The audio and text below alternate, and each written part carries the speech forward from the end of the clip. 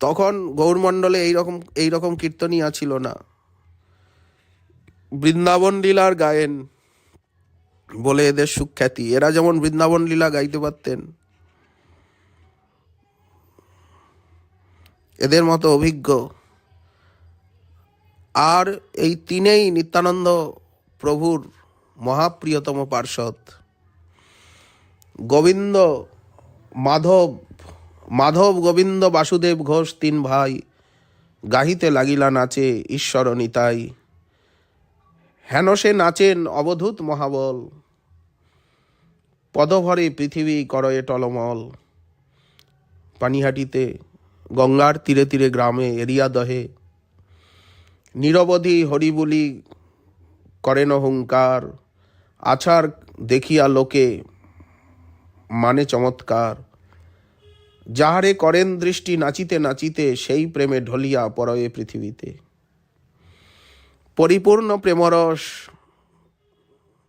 পরিপূর্ণ প্রেমরসময় নিত্যানন্দ, সংসার তারিতে করিলেন শুভারম্ভ।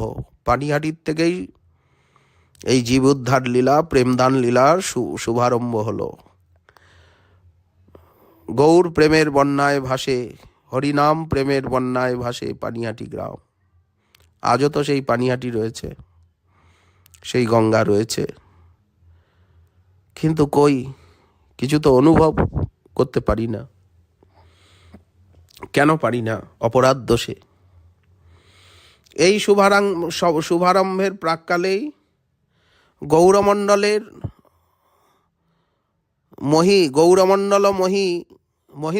মহেন্দ্র রূপে, গৌরমণ্ডলের অধীশ্বর, গৌরমণ্ডলের ত্রাতা, গৌরমণ্ডল মহেন্দ্র রূপে নিতাই চাঁদের মহা অভিষেক সম্পন্ন হলো। পানিহাটিতেই মহা অভিষেক হলো। রাঘব পণ্ডিত সমস্ত পার্ষদগণকে নিয়ে, পানিহাটিবাসীকে নিয়ে গন্ধদ্রব্যে সুবাসিত সহস্র সহস্র কলস গঙ্গা জল, পঞ্চগব্য পঞ্চামৃত সর্বৌষধি মহৌষধি, সহস্র ধারা প্রভৃতি দিয়ে আর প্রভুর অভিষেক করতে লাগলেন। মহা হরিধ্বনিতে আকাশ বাতাস পূর্ণ হলো। অভিষেক মন্ত্র পাঠ করছেন পরমানন্দে। পুরুষ সূক্ত আদি সকলে প্রভুর অভিষেক করলেন। অভিষেক আনতে নূতন বসন পরিধান করিয়ে ভক্তগণ চন্দন মালায় প্রভুর শ্রীঅঙ্গকে ভূষিত করলেন। সুবর্ণ খট্টায়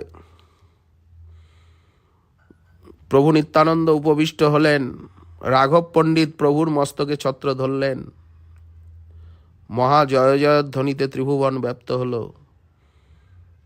চারদিকে সব ভক্তবৃন্দ আনন্দাশ্রু বিসর্জন করছেন। এইভাবে গৌরমণ্ডলের পার্ষদগণ রাঘব পণ্ডিত নিত্যানন্দ প্রভুকে প্রেম ভক্তি রাজ্যের সম্রাট রূপে প্রতিষ্ঠিত করলেন। মহাপ্রভু তো সন্ন্যাসী সেজেছেন,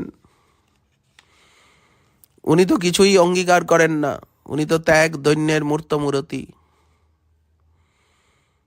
তাহলে এই প্রেম ভক্তি রাজ্যের সম্রাট কে হবেন? গৌরমণ্ডলকে কে সঞ্চালন করবেন?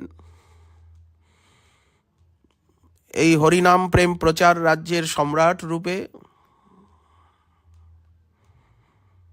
উনি মহাপ্রভুই রাঘব পণ্ডিতকে প্রেরণা দিয়ে আর এইভাবে মহাভিষেক করিয়ে তাকে প্রতিষ্ঠিত করলেন। এই সময় দুটি আশ্চর্যপূর্ণ অলৌকিক ঘটনা ঘটল। নিত্যানন্দ প্রভু রাঘব পণ্ডিতকে সহসা কদম্বের মালা আনতে আদেশ করলেন। রাঘব পণ্ডিত বললেন, প্রভু এখন তো কদম্ব পুষ্পের সময় নয়। প্রভু বললেন, যাও না, গৃহের ভিতরে যাও, দেখো যদি দৈবাত কোনো স্থানে ফুটে থাকে। ভিতরের বাড়িতে এসে দেখছেন বাতাবি লেবুর বৃক্ষে অসংখ্য মহাসুগন্ধি দিব্য কদম্ব পুষ্প বিকশিত হয়ে আছে। লেবু গাছে ফুটেছে কদম ফুল। অত্যাশ্চর্য দর্শন করে রাঘব পণ্ডিত আনন্দ সাগরে ভেসে মালা গেথে প্রভুর নিকট আনলেন। প্রভু পরম সন্তোষে ওই মালা পরিধান করলেন। ভক্তবৃন্দ এই অলৌকিক ব্যাপার দেখে সকলেই বিহ্বল হয়ে পড়লেন। কিছুক্ষণ পরে আবার একটা মহা আশ্চর্যজনক ঘটনা ঘটল পানিহাটিতে, রাঘব ভবনে। প্রভু বললেন, ভক্তবৃন্দ তোমরা কি অন্য কোনো প্রকার সুগন্ধ পাচ্ছ? ভক্তবৃন্দ বললেন, হ্যাঁ প্রভু, দমনক ফুলের সুস্পষ্ট দমনক ফুলের সুগন্ধ স্পষ্ট অনুভব হচ্ছে। দমনক ফুলের গন্ধ আসছে প্রভু চারিদিক থেকে। প্রভু বললেন, হ্যাঁ ঠিক বলেছ, ঠিক তাই। মহাপ্রভু আজ তোমাদের সংকীর্তন শোনবার জন্য, সংকীর্তন প্রিয় তিনি, আমাদের এই চাপল্য দেখবার জন্য নীলাচলের থেকে এসে একটা বৃক্ষকে অবলম্বন করে রয়েছেন। তার কণ্ঠে দমনক ফুলের মালা, তারই গন্ধে এবং মহাপ্রভুর অঙ্গগন্ধে স্থানটা একেবারে আমোদিত হয়ে আছে। যখনই তোমরা নিত্য কীর্তন করো তখনই সংকীর্তন প্রিয়, সংকীর্তন সুলম্পট মহাপ্রভু সংকীর্তন দর্শনের লোভে আর এখানে এসে উপস্থিত হন। এই জন্য তোমরা সব সময় সংকীর্তন করো। তোমাদের সকলের দেহ নিরন্তর শ্রীকৃষ্ণ চৈতন্যের যশে এবং প্রেমরসে পূর্ণ হোক। ভক্তগণকে এইরূপ কত কত আশীর্বাদ দিচ্ছেন, সর্বত্র কৃষ্ণ প্রেমের বিস্তার করছেন। নিত্যানন্দ প্রভুর প্রেমপূর্ণ কৃপা দৃষ্টিপাতে সর্বত্রই কৃষ্ণ প্রেমের সঞ্চার হলো। গৌরমণ্ডলে সর্বত্র কৃষ্ণ নামের প্রচার হলো। সকলেই ব্রজের সর্বোৎকৃষ্ট গোপী আনুগত্যময়ী মধুর জাতীয় সুদুর্লভ রাধা প্রেম লাভ করলেন। নিতাইচাঁদ সকলকে সুদুর্লভ রাধা প্রেম দান করছেন। ব্যাসাবতার লিখেছেন চৈতন্য ভাগবতে, শুনো শুনো আরে ভাই, নিত্যানন্দ শক্তি যে রূপে দিলেন সর্বজগতের ভক্তি। যে ভক্তি গোপিকাগণের কহে ভাগবতে, নিত্যানন্দ হইতে তাহা পাইল জগতে। গোপী প্রেম রাধা প্রেম লাভ করল। নিত্য আনন্দ স্বরূপ প্রভু নিত্যানন্দের কৃপায় আজ সর্বশ্রেষ্ঠ মহিমা। নিতাইচাঁদের কৃপার সর্বশ্রেষ্ঠ মহিমায় বা প্রভাব এটাই যে তিনি ব্রজের উন্নত উজ্জ্বল রসগর্ভা গোপিকার আনুগত্যময়ী প্রেম বা শ্রীমন মহাপ্রভুর অনর্পিতচরী করুণার অবদান, যে রাধা দাস্য রাধারানীর চরণ, তাই এই কলিযুগের পাপ তাপ বিহত আচরণহীন মূর্খ নীচ পতিত দীন দরিদ্র দলিত লাঞ্ছিত কাঙাল অন্তজ এমনকি সমস্ত ম্লেচ্ছগণকে পর্যন্ত, ম্লেচ্ছ উদ্ধারকারী যবন উদ্ধারকারী এই লীলা সকল মনুষ্যকে দান করে ধন্য করলেন। শুধু মনুষ্য নয়, পশু পাখি পর্যন্ত। প্রভু যাদের সঙ্গে অব্যাহত প্রেম প্রচার কার্য করেছেন, নিত্যানন্দ প্রভুর যত শিষ্য, নিত্যানন্দ পরিবারীয় যত বৈষ্ণব, যত ভক্ত, তাদেরও দেহ মন প্রাণে এমন অলৌকিক প্রেম ভক্তির সঞ্চার করেছেন প্রভু যে তারাও নিত্যানন্দ শক্তিতে শক্তিমান হয়ে, তারাও দেশে বিদেশে সর্বত্র তারা হরিনাম প্রেমের প্রচার করছেন, করেছেন, ভবিষ্যতেও করবেন। কেমন লীলা! পানিহাটিতে 3 মাস এখানের থেকেই নিতাই লীলার শুভারম্ভ। শুভারম্ভ তো এক চক্রায়। শুভারম্ভ দক্ষিণ ভারতে বৃন্দাবনে নবদ্বীপে নন্দনাচার্যের গৃহে, মানে সব জায়গায় শুভারম্ভ। কিন্তু মহাপ্রভুর আজ্ঞায় এই যে মূর্খ নীচ পতিত দীন দরিদ্র দলিত লাঞ্ছিত যবনাদি আচণ্ডাল সকলকে যে প্রেম ভক্তি সঞ্চার এবং সকলকে যে প্রেম ভক্তি বিতরণের অনুমতি তোমরাও দাও সবাইকে। নিতাইচাঁদ বলছেন এক এক পার্ষদগণকে এক এক দিকে এক একটা দেশের দিকে পাঠিয়ে বললেন তোমরাও দাও সবাই। এই লীলার শুভারম্ভ পানিহাটিতে। 3 মাস অখণ্ডভাবে পানিহাটিতে এই লীলা চলল। নিত্যানন্দ বসিয়া আছেন সিংহাসনে, সম্মুখে করয়ে নৃত্য পারিষদগণে। পারিষদগণই বা কেমন শক্তিধর? সব নিতাইচাঁদের শিষ্য যারা, নিত্যানন্দ পরিবারের যারা, তারা কত শক্তিধর। সম্মুখে করয়ে নৃত্য পারিষদগণে, কেহ গিয়া বৃক্ষের উপর ডালে চড়ে, পাতে পাতে বেড়ায় তথাপি নাহি পড়ে। কেহ কেহ প্রেম সুখে হুঙ্কার করিয়া, বৃক্ষের উপরে থাকি পরে লাভ দিয়া। কেহ বা হুঙ্কার করি বৃক্ষমূল ধরি, উপারিয়া ফেলে বৃক্ষ বলি হরি হরি।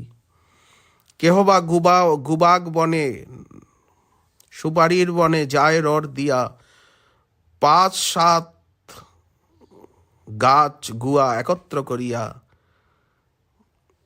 হেন সে দেহেতে জন্মি আছে প্রেমবল, তৃণপ্রায় উপারিয়া ফেলেন সকল। সুপারি গাছগুলো একবারে 4-5টা 6টা 7টা সুপারি গাছ নিয়ে আর এক করে আর টেনে উপড়ে ফেলে দিচ্ছেন। শরীরে এত বল এসে গেছে, প্রেমবল। অশ্রু কম্প স্তম্ভ ঘর্ম পুলক হুঙ্কার, স্বরভঙ্গ বৈবর্ণ গর্জন সিংহসার। কেমন বর্ণনা ব্যাসাবতারের! নিতাই কথা যেভাবে চৈতন্য ভাগবতে পাওয়া যায় আর এমনটি অন্যত্র মেলে না। শ্রী আনন্দ মূর্ছা আদি যত প্রেম ভাব, ভাগবতে কহে যত কৃষ্ণ অনুরাগ। সবার শরীরে পূর্ণ হইল সকল, হেন নিত্যানন্দ স্বরূপের প্রেম বল। এই যে নিতাইচাঁদের অপার মহিমা এবং অলৌকিক অসাধারণ ভাব পানিহাটিতে প্রকটিত হলো, এত শক্তি এসে গেল। স্পর্শমণি স্পর্শে লৌহ যেমন স্বর্ণত্ব প্রাপ্ত, মানব দেহে প্রেমের আবির্ভাব ঘটলে প্রেমের স্পর্শে জড়দেহ চিন্ময়ত্ব প্রাপ্ত হয়। তখন তো আর জড়দেহ বলা যায় না, তখন তো চিন্ময় দেহ, পার্শ্বদ দেহ হয়ে গেল। সেই দেহের যে অসাধারণ অলৌকিক শক্তির বিকাশ দৃষ্ট হয়, তার সঙ্গে জড়ীয় কোনো শক্তির কখনো তুলনাই হয় না। চিৎ বস্তুই চিৎ শক্তির অধিষ্ঠান ভূমি। চিৎ বস্তুর সারাৎসার হচ্ছে প্রেম, অতএব প্রেমের শক্তি সর্বাধিক। যে প্রেম সর্বশক্তিমান বিভু স্বতন্ত্র ভগবানকে পর্যন্ত অধীন করে রাখে, অতি দুর্বল দেহ যদি সেই প্রেমের আবির্ভাব হয়, তখন সহস্র গজেন্দ্রের শক্তিতে তিনি শক্তিমান হয়ে ওঠেন। নিতাইচাঁদের প্রেমময় পার্ষদগণ তারা বিশাল মহিরুহকে ধরে, বড় বড় বটবৃক্ষ ধরে আর তৃণপ্রায় যে উৎপাটিত করবেন, এটা তত্ত্ববিচারে কখনোই অসম্ভব বা অবিশ্বাস্য নয়, যে সুপারির গাছগুলো তুলে তুলে ফেলে দিচ্ছে ধরে। নিত্যানন্দের প্রধান পার্ষদগণ তারা সর্বশক্তি সমন্বিত হলেন, তাদের ভিতরেও সর্বশক্তির আবির্ভাব ঘটল। সকলেই সর্বজ্ঞ হয়ে গেলেন, সকলেই বাকসিদ্ধ হয়ে গেলেন, সকলেই কন্দর্পের মতো সুন্দর হলেন, দ্বাদশ গোপাল উপগোপাল। তারা যাকে স্পর্শ করছেন তারাও দেহদৈহিক সব ভুলে প্রেমে বিহ্বল হয়ে পড়ছেন। প্রভু নিতাইচাঁদ নিজের মতোই সব পার্ষদগণকেও সাতিশয় প্রেমে উন্মত্ত করে তুললেন। এই রূপে 3 মাস পানিহাটি গ্রামে অবস্থান করে ভক্তির প্রচার করলেন। কারো দেহে বাহ্য জ্ঞান নেই, আহার নিদ্রার চেষ্টা নেই, শিশুগুলি পর্যন্ত প্রেমোন্মত্ত, কীর্তনানন্দে বিভোর। ক্ষণকালের মতো অতিবাহিত হয়ে গেল 3 মাস। ইচ্ছাময় প্রভু নিতাই চাঁদ তখন নিজের অঙ্গে অলংকার পরবার ইচ্ছা করলেন। অলংকার পরতে ইচ্ছা হলো। ইচ্ছা মাত্রই স্বর্ণ, রৌপ্য, হীরক, মণি, মরকত, প্রবালাদি অলংকার, মুক্তার হার, মহামূল্যবান পট্টবাস প্রভুর চরণে ভেট করল সমস্ত পুণ্যবানগণ, বণিকগণ। এইবার প্রভু অলংকার পরিধান করলেন। 2 হস্তে সুবর্ণের অঙ্গদ বলয়, পুষ্ট করি পড়িলেন আত্ম ইচ্ছাময়। সুবর্ণ মুদ্রিকা রত্নে করিয়া খিচন, 10 শ্রী অঙ্গুলে শোভা করে বিভূষণ। 10টা আঙুলেই 10টা আংটি। কণ্ঠে শোভা করে বহুবিধ দিব্যহার, মণি, মুক্তা, প্রবালাদি যত সর্বসার। রুদ্রাক্ষ, বিরালক্ষ সুবর্ণ রজতে, বান্ধিয়া ধরিলা কণ্ঠে মহেশের প্রীতে। মুক্তা কষা সুবর্ণ করিয়া সুরচন, 2 শ্রুতিমূলে শোভে পরম শোভন। পাদপদ্মে রজত নূপুর বিলক্ষণ, তদুপরি বঙ্ক শোভে জগতমোহন। শুক্লপট্ট নীল পীত বহুবিধ বাস, অপূর্ব শোভয়ে পরিধানেরও বিলাস। মালতী মল্লিকা যুথি চম্পকেরও মালা, শ্রীবক্ষে করয়ে দোল আন্দোলন খেলা। গোরচনা সহিত চন্দন দিব্য গন্ধে, বিচিত্র করিয়া লেপিয়াছে শ্রী অঙ্গে। প্রসন্ন শ্রীমুখ কোটি শশধর যিনি, হাসিয়া করেন নিরবধি হরিধ্বনি। যেদিকে চাহেন 2 কমল নয়নে, সেই দিকে প্রেমরসে ভাসে সর্বজনে। প্রভু শ্রী বলদেবের আবেশে নানাবিধ অলংকার পরিধান করলেন। নিত্যানন্দ পার্ষদগণ সব ব্রজের সখা, তারা গোপালের অংশকলা, তারাও সব অলংকার পরিধান করলেন। শৃঙ্গা, বেত্র, বেণু, গুঞ্জামালা, ছাদন, রজ্জু সব ধারণ করলেন, নানা অলংকার। এইভাবে জাহ্নবীর 2 কূলে সব গ্রামে গ্রামে ভক্তবৃন্দের গৃহে ঘুরে ঘুরে ঘুরে ঘুরে অদ্ভুত সংকীর্তন বিলাস করতে লাগলেন। বালক জীবন প্রভু নিতাই গৃহস্থের শিশুগুলির ভিতরে এমন অদ্ভুত প্রেমের শক্তি সঞ্চার করলেন, শিশুগুলি পর্যন্ত হুঙ্কার করে মহাবৃক্ষকে উৎপাটিত করে ফেলছে। স্বচ্ছন্দে গোপাল আবেশে হৈ হৈ করছে, ইতস্তত বিচরণ করছে। শতজনেও একটা শিশুকে ধরে রাখতে পারছে না। জয় শ্রীকৃষ্ণ চৈতন্য নিত্যানন্দ, জয় শ্রীকৃষ্ণ চৈতন্য নিত্যানন্দ, জয় শ্রীকৃষ্ণ চৈতন্য নিত্যানন্দ বলে তারা সিংহনাদ করছেন। এক একটি বালক 1 মাসও ভোজন করে না, প্রেমানন্দে তৃপ্ত, প্রেম মদিরা পানে উন্মত্ত। প্রভু নিজের হাতে ভোজন করান। কোনো শিশুকে নিজের কাছে বেঁধে রাখেন, মারেন, তথাপি শিশু অট্টট্ট করে হাসতে থাকে। প্রভু একদিন গোপী ভাবাবিষ্ট শ্রী গদাধর দাসের গৃহে গমন করলেন। তার গৃহের বালগোপাল মূর্তিকে বক্ষে ধারণ করে গোপাল আবেশে হুঙ্কার করতে করতে নৃত্য করতে লাগলেন। মাধব ঘোষ মধুকণ্ঠে শ্রীকৃষ্ণের দানলীলা গান করতে লাগলেন। অদ্ভুত নৃত্যকলা প্রকাশ করে আর সমস্ত দর্শক নরনারীকে প্রেম সুখে ভাসালেন। গদাধর দাসও পরমানন্দে মত্ত হয়ে হরিধ্বনি করতে করতে আর নিতাই চাঁদের শক্তিতে শক্তিমান হয়ে একদিন হিন্দু বিদ্বেষী কাজীর বাড়িতে গিয়ে আর কাজীকে তিরস্কার করে হরিনাম নিতে উপদেশ করলেন। প্রেমাবিষ্ট গদাধর দাসকে দেখে, তার কথা শুনে কাজী স্তম্ভিত হলো। হাসি বলে, কাজী শুনো দাস গদাধর, কালী বলিবাও হরি, আজি যাও ঘর।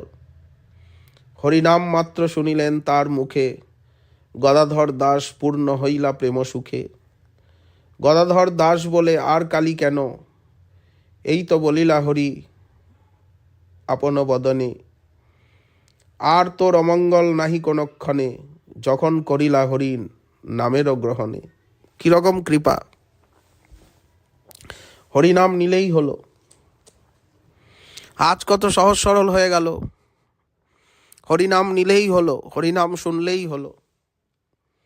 এইভাবে প্রভু নিতাই চাঁদ নিজের আশ্রিত দাসগণের দ্বারা যবনকেও হরিভক্তি দান করে ধন্য করতে লাগলেন। যবনেশ্বর প্রভু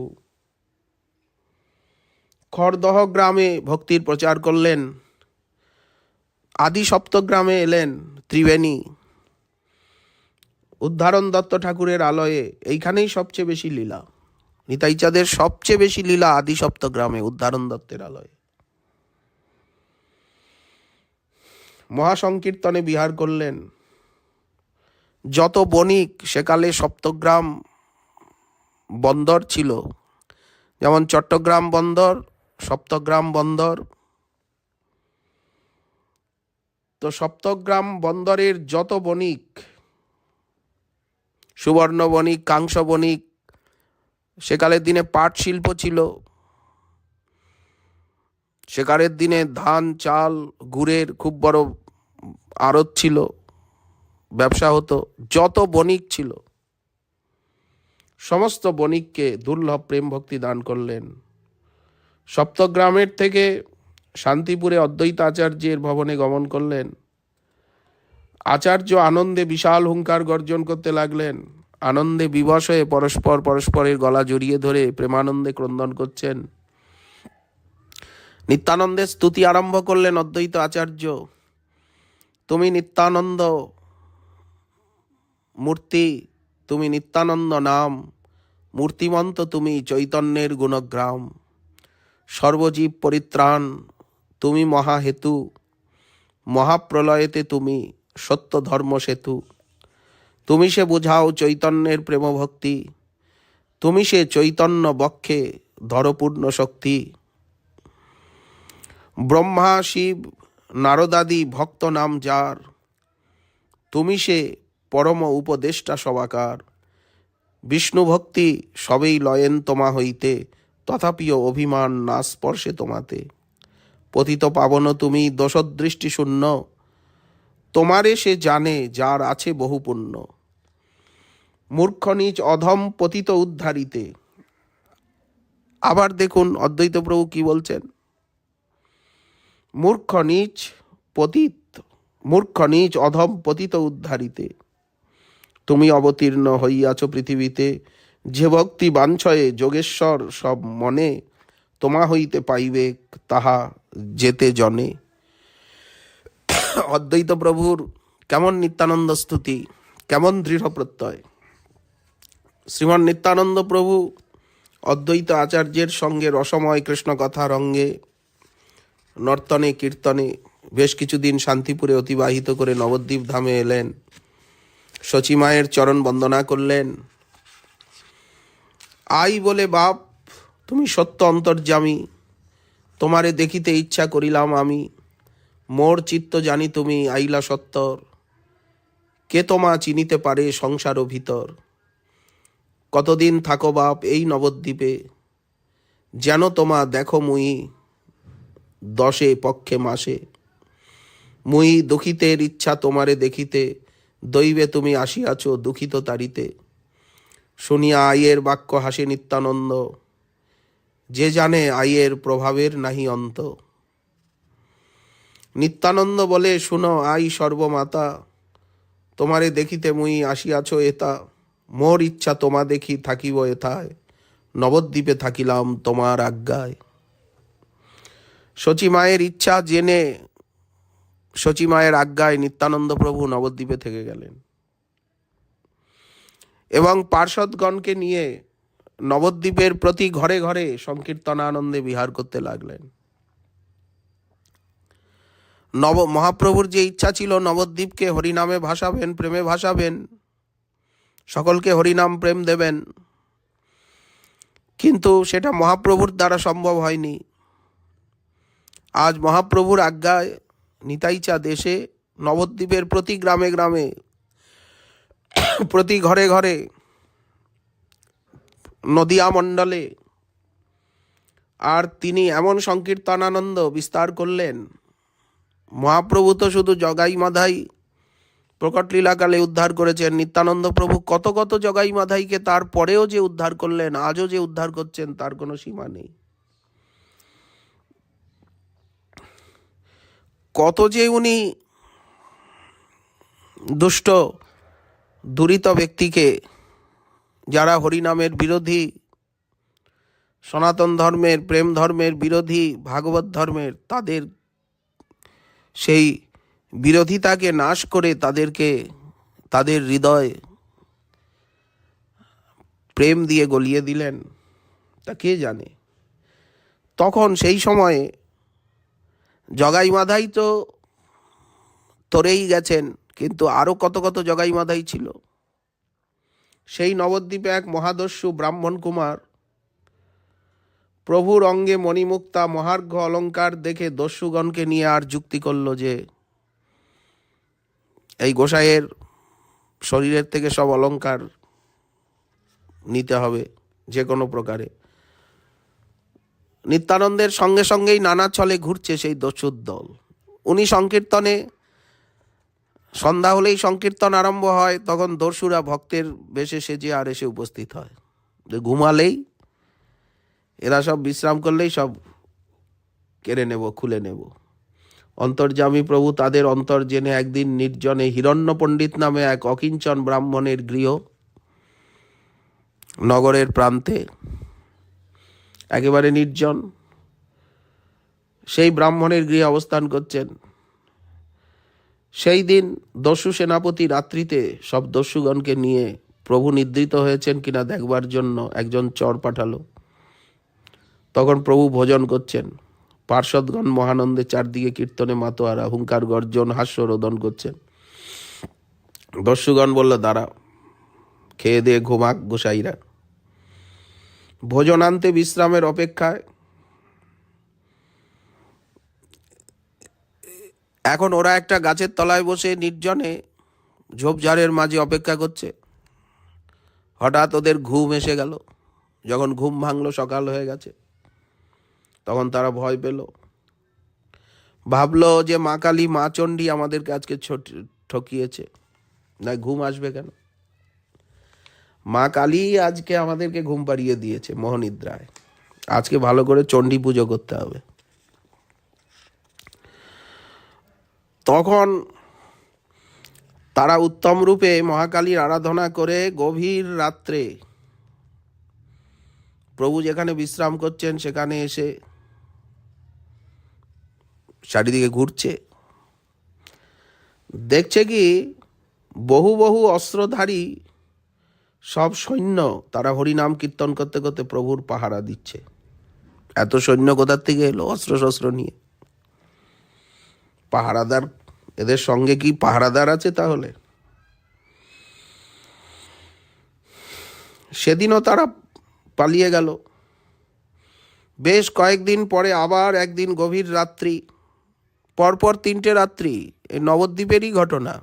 তাহলে কত জগাই মাদাই হয়েছিল এতদিনে, কত দস্যু। দস্যুর সর্দার আবার এক ব্রাহ্মণ। একদিন গভীর রাত্রে আবার হানা দিল যে বাড়িতে সংকীর্তন হচ্ছে নির্জনে। তখন তো চারিদিকে গ্রামগঞ্জ, মাটির ঘরদোর, বন জঙ্গল, গাছগাছালিতে ঘেরা। রাত্রে যখন হানা দিল চারিদিক থেকে, তখন সব অন্ধ হয়ে গেল। আর ঝড় বৃষ্টি আরম্ভ হলো, বজ্রপাত হচ্ছে, শিলাপাত। তারা একেবারে ঠান্ডায় কাতর হয়ে পড়ল, বাজ পড়ছে, মুমূর্ষু হয়ে পড়ল। গর্তের মধ্যে গিয়ে পড়েছে খানাখন্দে। তখন দস্যু সেনাপতির জ্ঞানের উদয় হলো। মনে মনে ভাবলো, এই নিতাই কোনো সাধারণ ব্যক্তি নয়, নিশ্চয়ই ইনি ঈশ্বর। মনে মনে নিতাইয়ের চরণে শরণাগত হলো, ভুল হয়েছে প্রভু ক্ষমা করো। সঙ্গে সঙ্গে সমস্ত উপদ্রব শান্ত হলো, ঝড় বৃষ্টি কমে গেল।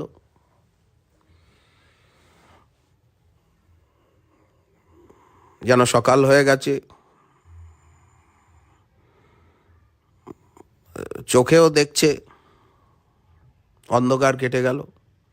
ধীরে ধীরে গর্তের থেকে উঠলো সব, খানাখন্দে গর্তে। সেকালের দিনে তো সব বাড়িতেই পুকুর থাকতো, খানাখন্দ গর্ত, তার মধ্যে গিয়ে পড়েছে, চোখে দেখতে পাচ্ছে না। এর মধ্যে বাজ পড়ছে, শিলাবৃষ্টি হচ্ছে, কোনো মতে প্রাণে বেঁচেছে। গঙ্গায় স্নান টান করে পরিষ্কার পরিচ্ছন্ন হয়ে সেই দস্যু সেনাপতি এসে নিতাই চাঁদের চরণে দণ্ডবোধ করে অকপটে সব রাত্রের ঘটনা বলল, যে আজ অনেক দিন হলো আমরা আপনার অঙ্গের এই অলংকার দেখে এই হরণ করার জন্য, এগুলি অপহরণের জন্য আমরা আপনার পিছনে পড়েছিলাম। গত রাত্রে আমাদের এই অবস্থা হয়েছে, আগের রাত্রে আমরা অন্ধ হয়ে কিছু দেখতে পাইনি, তার আগের রাত্রে আমরা ঘুমিয়ে পড়েছি, আজ এই দিন 7 হলো এই ঘটনাই চলছে। নিত্যানন্দ মহাপ্রভু করুণা সাগর, পাত পদ্ম দিলা তার মস্তক উপর। সেই দস্যুর সর্দারের মাথার উপরে নবদ্বীপের লীলা দেখুন, নবদ্বীপে কেমন লীলা। নিতাই চাঁদ শোনা মাত্র সঙ্গে সঙ্গে তার চরণ দুটো তুলে দিলেন মাথার উপরে। চরণার বৃন্দ পাই মস্তকে প্রসাদ, ব্রাহ্মণের খণ্ডিল সকল অপরাধ। সেই বিপ্রদ দ্বারে যত চোর দস্যুগণ, ধর্মপথ লইলেন চৈতন্য শরণ। সেই ব্রাহ্মণ দস্যু সর্দার ভক্ত হয়ে গেল নিতাই চাঁদের। এখন তাকে নিমিত্ত বানিয়ে নবদ্বীপে যত দস্যু ছিল সকলকে নিতাই চাঁদ উদ্ধার করলেন। তারা ডাকাতি, চুরি, পরহিংসাচারী, অনাচার সবেই হইলা অতি সাধু ব্যবহার। সবেই লয়েন হরিনাম লক্ষ লক্ষ, সবে হইলেন বিষ্ণু ভক্তি যোগে বড় দক্ষ। সবাই সকলের হাতে হরিনামের মালা, সকলে লক্ষ লক্ষ হরিনাম নিচ্ছেন,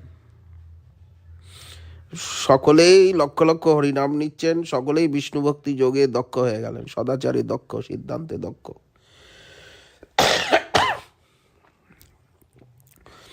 যোগেশ্বর সবে বাঞ্ছে যে প্রেম বিকার, যে অশ্রু, যে কম্প, যে বা পুলক অহংকার। আর চোর ডাকাত দস্যু তস্কর, তাদের হইল সেই ভক্তি, হেন প্রভু নিত্যানন্দ স্বরূপের শক্তি। কেমন নিত্যানন্দের করুণা, কেমন শক্তি। এইভাবে নিত্যানন্দ প্রভু নবদ্বীপ আগিয়ে গিয়ে কাটোয়া, মুর্শিদাবাদ,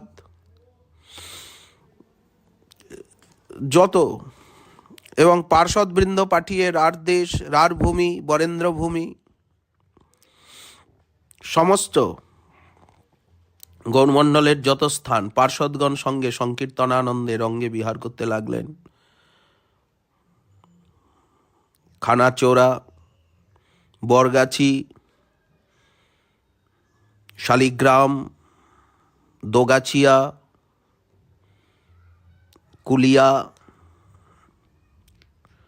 নবদ্বীপের আশেপাশে যত গ্রাম, গঙ্গার 2 তীরে যত গ্রাম, অদ্ভুত কীর্তনানন্দ রস আস্বাদন করছেন, বিতরণ করছেন।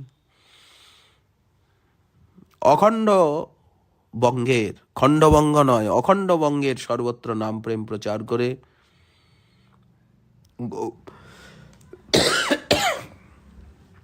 গৌরচন্দ্রের দর্শনের নিমিত্ত আবার নীলাচলে গিয়ে উপস্থিত হলেন।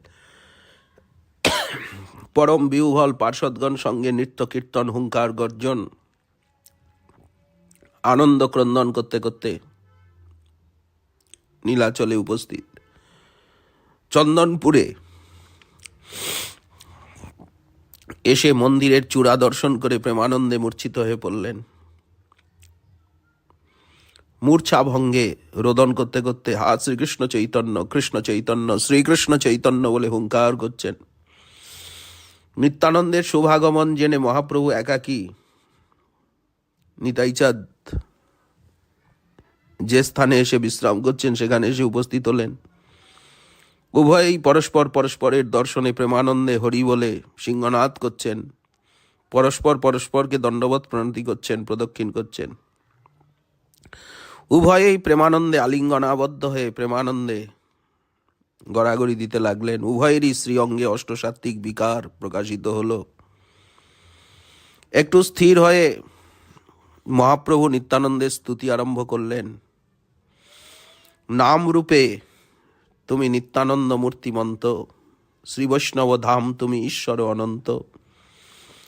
যত কিছু তোমার শ্রীঅঙ্গে অলঙ্কার, সত্য সত্য সত্য ভক্তি যোগ অবতার। স্বর্ণমুক্তা রূপা কষা রুদ্রাক্ষাদি রূপে নববিধ ভক্তি ধরিয়াছ নিজ সুখে। নিজ জাতি পতিত অধম যত জন, তোমা হইতে সবার হইল বিমোচন। দেখুন, আবার বলা হচ্ছে যত নিজ জাতি, যত পতিত অধম সকলকে তুমি উদ্ধার করলে। যে ভক্তি দিয়াছ তুমি বণিক সবারে, তাহা বাঞ্ছে সুর সিদ্ধ মুনি যোগেশ্বরে। স্বতন্ত্র করিয়া বেদে যে কৃষ্ণরে কয়, হেন কৃষ্ণ পারো তুমি করিতে বিক্রয়। তোমার মহিমা জানিবার শক্তিকার, মূর্তিমন্ত তুমি কৃষ্ণ রস অবতার। বাহ্য নাহি জানো তুমি সংকীর্তন সুখে, অহর্নিশ কৃষ্ণ গুণ তোমার শ্রীমুখে। কৃষ্ণচন্দ্র তোমার হৃদয়ে নিরন্তর, তোমার বিগ্রহ কৃষ্ণ বিলাসের ঘর। অতএব তোমারে যে জনে প্রীতি করে, সত্য সত্য কৃষ্ণ কভু না ছাড়েন তারে। মহাপ্রভুর শ্রীমুখে এই প্রকার কত স্তুতি শুনে আর পরম বিনয়ে দৈন্যের সঙ্গে নিতাইচাঁদ বললেন, প্রভু তুমি যে আমায় এরূপ স্তুতি করো, এটা তোমার ভক্তবাৎসল্য ব্যতীত আর কিছু নয়। তুমি আমাকে প্রদক্ষিণ করছো, নমস্কার করছো, তুমি যা করো, তুমি মারো রাখো স্বেচ্ছাময় তুমি, তোমার আচরণের উপর কারো কিছু বলবার শক্তি নেই।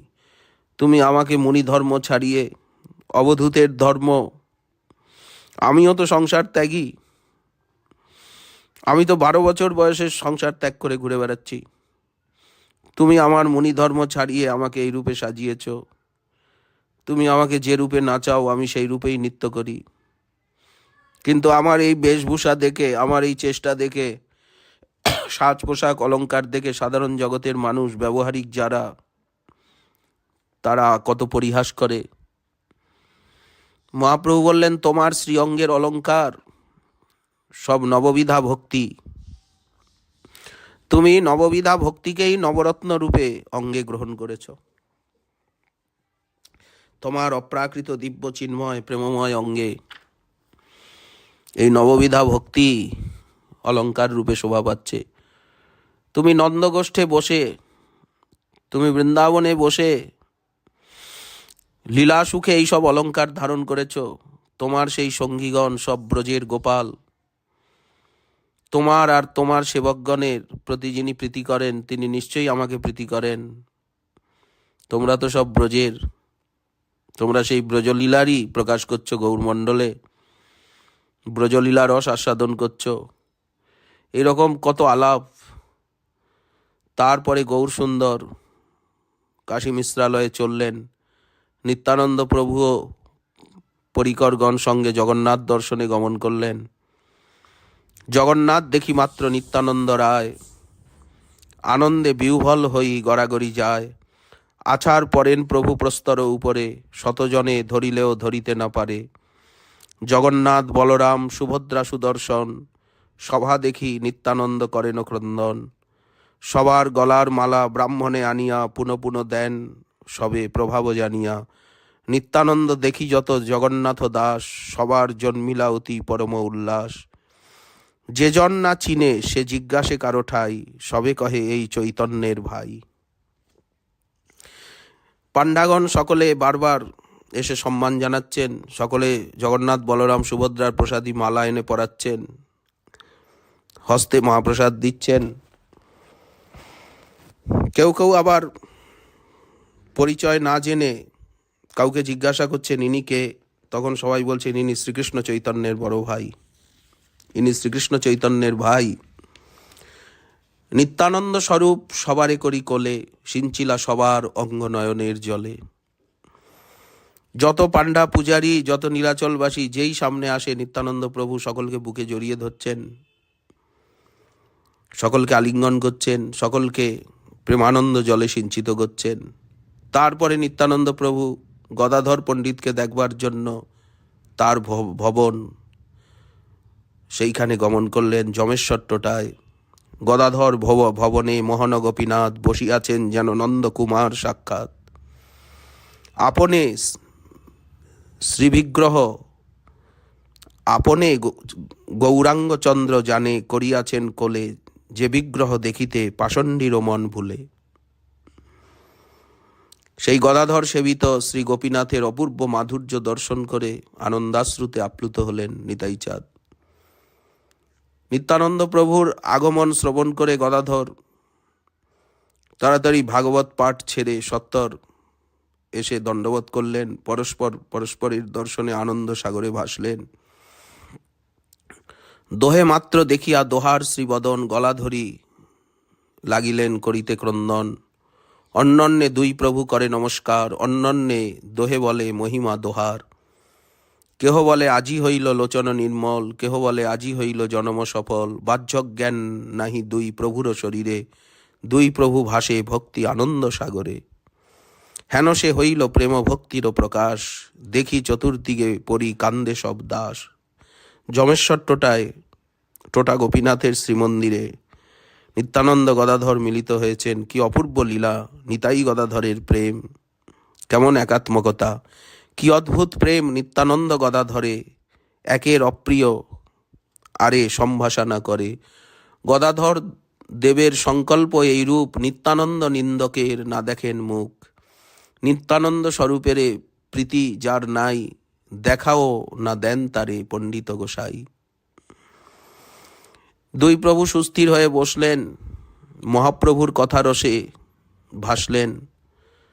নিত্যানন্দকে নিমন্ত্রণ করলেন সেদিন গদাধরকে দেবার জন্য অতি যত্নে কিছু উত্তম চাল এবং গোপীনাথের নিমিত্ত একখানি সুন্দর রঙিন বস্ত্র গৌড়দেশের থেকে এনেছেন। গদাধর গোপীনাথের শ্রীঅঙ্গে বস্ত্র পরিয়ে দিলেন এবং তণ্ডুলের প্রশংসা করলেন। টোটার শাক তুলে রন্ধন করলেন। গোপীনাথ অগ্রে চলে ভোগ লাগাইয়া, গোপীনাথ অগ্রে লইয়া ভোগ লাগাইলা। গদাধর পণ্ডিত স্বহস্তে তণ্ডুল নিতাই চাঁদের আনা আর টোটার শাক তুলে আর কচি তেঁতুলের পাতা তুলে তার একটা অম্ল ব্যঞ্জন করে সামান্য এই বস্তু তিনি ভোগ লাগালেন। সেকালে সাত্ত্বিক সেবা আর মহাপ্রভুর ভক্তগণের বৈরাগ্য প্রধান। এই জন্য এই সামান্য উপহার ব্যঞ্জন, টোটার শাক আর কচি তেঁতুল পাতার একটা অম্ল আর নিতাই চাঁদের আনা এই সুগন্ধি শালি তণ্ডুলের অন্ন। গোপীনাথ অগ্রে লইয়া ভোগ লাগাইলা, হেনকালে গৌরচন্দ্র আসিয়া মিলিলা। প্রসন্ন শ্রীমুখে হরে কৃষ্ণ কৃষ্ণ বলি, বিজয় হইলা গৌরচন্দ্র কুতূহলী। গদাধর গদাধর ডাকে গৌরচন্দ্র, সম্ভ্রমে বন্দেন গদাধর পদদ্বন্দ্ব। হাসিয়া বলেন প্রভু কেনে গদাধর, আমি কি না হই নিমন্ত্রণেরও ভিতর। আমি তো তোমরা দুই হইতে ভিন্ন নহি, না দিলেও তোমরা বলেতে আমি খাই। আমাকে নিমন্ত্রণ করো কেন, করনি কেন? তুমি আমাকে কেন নিমন্ত্রণ করলে না? নিত্যানন্দ দ্রব্য, গোপীনাথেরও প্রসাদ, তোমার রন্ধন, মোর ইথে আছে ভাগ। মহাপ্রভুর কৃপাবাক্য শ্রবণ করে গদাধর আনন্দ সাগরে ভাসলেন। পরমানন্দে প্রসাদ এনে প্রভুকে নিবেদন করলেন। অন্নের সুগন্ধে সেই স্থান ব্যাপ্ত হলো। প্রভু প্রসাদান্নের প্রশংসা করছেন, প্রসাদ সেবন করতে বসলেন। নিত্যানন্দের আনিত তণ্ডুলের আকর্ষণে প্রভু স্বয়ং এসে উপস্থিত হয়ে আর প্রসাদ ভোজন করতে লাগলেন। নিত্যানন্দ স্বরূপের তণ্ডুলের প্রীতে বসিলেন মহাপ্রভু ভোজন করিতে। দুই প্রভু ভোজন করেন দুই পাশে। সন্তোষে ঈশ্বর অন্ন ব্যঞ্জন প্রশংসে। প্রভু বলেন, এ অন্নের গন্ধেও সর্বথা, কৃষ্ণ ভক্তি হয় ইথে নাহিক অন্যথা। গদাধর, কি তোমার মনোহর পাক, আমি তো এমতো কভু নাহি খাই শাক। শচীমা কত সুন্দর রন্ধন করেন, রাঘব ভবনের দময়ন্তী কত সুন্দর রন্ধন করেন, সীতা ঠাকুরানী কত সুন্দর রন্ধন করেন, কিন্তু মহাপ্রভু বলছেন আমি এইরকম শাক জীবনে কোনোদিন খাইনি। গদাধর, কি তোমার মনোহর পাক, আমি তো এমতো কভু নাহি খাই শাক। গদাধর, কি তোমার বিচিত্র রন্ধন, তেঁতুলি পত্রের করো এমতো ব্যঞ্জন। বুঝিলাম বৈকুণ্ঠে রন্ধন করো তুমি, তবে আর আপনারে লুকাও বা কেনি। এইভাবে কখনো নিতাই চাঁদের সঙ্গে হাস পরিহাস করছেন, কখনো গদাধরের সঙ্গে বিবিধ হাস্য পরিহাস রসে তিন প্রভু একত্রে ভোজন করলেন। ভোজনান্তে প্রভুগণ আচমন করলে সব ভক্তগণ অবশেষ গ্রহণ করে ধন্য হলেন। শ্রীচৈতন্য, নিত্যানন্দ এবং গদাধর এক জায়গায় বসলেন। কত কথা, কত আনন্দ রঙ্গ এই টোটা গোপীনাথ মন্দিরে। গদাধরের কৃপা দৃষ্টিপাতে নিত্যানন্দকে জানা যায়, আর নিত্যানন্দের কৃপায় গদাধর তত্ত্ব জানা যায়। হেনমতে নিত্যানন্দ প্রভু নীলাচলে বিহরেন গৌরচন্দ্র সঙ্গে কুতূহলে। তিনজন একত্রে থাকেন নিরন্তর, শ্রীকৃষ্ণ চৈতন্য, নিত্যানন্দ, গদাধর। জগন্নাথ একত্রে দেখেন তিনজনে, আনন্দে বিহ্বল সবে মাত্র সংকীর্তনে। এই প্রকার সমস্ত লীলার ভিতরেই নিত্যানন্দের নিত্য আনন্দের প্রকাশ। দুর্গেয় নিতাই তত্ত্ব মানব বুদ্ধির সর্বথা অগোচর। নিতাই চাঁদের কৃপা ছাড়া এবং শাস্ত্র মহাজন বাণীর আশ্রয় ভিন্ন নিতাই চাঁদের মহিমা সিন্ধুর এক বিন্দুও স্পর্শ করবার কারো অধিকার নেই। কবিরাজ গোস্বামীপাদ চৈতন্য চরিতামৃতের আদিলীলার পঞ্চম অধ্যায়ে নিত্যানন্দ তত্ত্ব বর্ণন করেছেন। অতি গূঢ়, সূক্ষ্ম এবং শাস্ত্র যুক্তিপূর্ণ। তোমারে বুঝিতে মনুষ্যের শক্তি, শক্তি মনুষ্যের কথা। এই যে মহাপ্রভু বারবার বলেছেন যে নিতাই চাঁদকে বোঝা মনুষ্য শক্তির বাইরে। সর্ব অবতারী কৃষ্ণ স্বয়ং ভগবান, তাহার দ্বিতীয় দেহ শ্রী বলরাম। একই স্বরূপ দোহে ভিন্ন মাত্র কায়, আদ্য কায়ব্যূহ কৃষ্ণ লীলার সহায়। সেই কৃষ্ণ নবদ্বীপে শ্রীচৈতন্য চন্দ্র, সেই বলরাম সঙ্গে নিত্যানন্দ। স্বরূপ দামোদর তার কর্চায় এই নিগুড় নিত্যানন্দ তত্ত্ব বর্ণন করেছেন। শঙ্কর্ষণ কারণত সায়ী, গর্ভদোষ সায়ী চ পয়োব্ধি সায়ী, শেষশ্চ যস্যাংশ কলা স নিত্যানন্দাক্ষরামঃ শরণং মমাস্তু। পরব্রমে যে চতুর্ভুহান্তর্গত শঙ্কর্ষণ, কারণার্ণবসায়ী প্রকৃতির অন্তর্যামী প্রথম পুরুষ, গর্ভদকসায়ী যে ব্রহ্মাণ্ড অন্তর্যামী দ্বিতীয় পুরুষ, এবং ক্ষীরোদকসায়ী ব্যষ্টিজীবের অন্তর্যামী তৃতীয় পুরুষ, এবং অনন্তদেব যার অংশ কলা সেই নিত্যানন্দ নামক বলরাম, তিনি আমার শরণ এবং সমাশ্রয় হন। য পরব্রহ্মনাথ স্যাৎ অসমানূর্ধ্ব বৈভব, শ্রুতিস্মৃতি মহাতন্ত্র বর্ণিতোৎকর্ষ সৌষ্ঠব। লোকসৃষ্টে পুরা ব্রাহ্মে কল্পে জপ পরমেষ্ঠিনে, মহাবৈকুণ্ঠস্থং সম আত্মানম অদর্শয়ত। যার সমান এবং অধিক বৈভব অন্যের নেই, সেই পরব্রহ্মনাথ, যার উৎকর্ষ শ্রুতি স্মৃতি এবং মহাতন্ত্র বিশেষভাবে বর্ণন করেছেন। লোকসৃষ্টির পূর্বে, ব্রহ্মাণ্ড সৃষ্টির পূর্বে, ব্রাহ্মকল্পে, যে কল্পে ব্রহ্মার জন্ম হয়েছিল, তিনি ব্রহ্মাকে মহাবৈকুণ্ঠ লোকস্থিত নিজের স্বরূপকে দেখিয়েছিলেন। সেই যে মূল সংকর্ষণ, বৈকুণ্ঠাধীশ শ্রী নারায়ণের আবির্ভাব সমূহের উপরই স্থিত বলে জানতে হবে।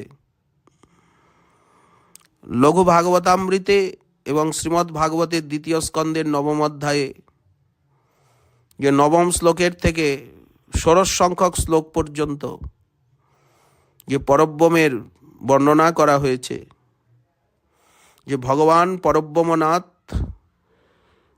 তিনি ব্রহ্মার দ্বারা আরাধিত হয়ে তাকে পরব্রহ্ম নামক নিজের লোককে দেখিয়েছিলেন, যার থেকে শ্রেষ্ঠ লোক আর জগতে নেই, যেখানে সংক্লেশ নেই, অবিদ্যা অস্মিতা রাগ দেশ অভিনিবেশ নেই, বিমোহ অবিবেক নেই, সাধ্য পতন ভয় নেই।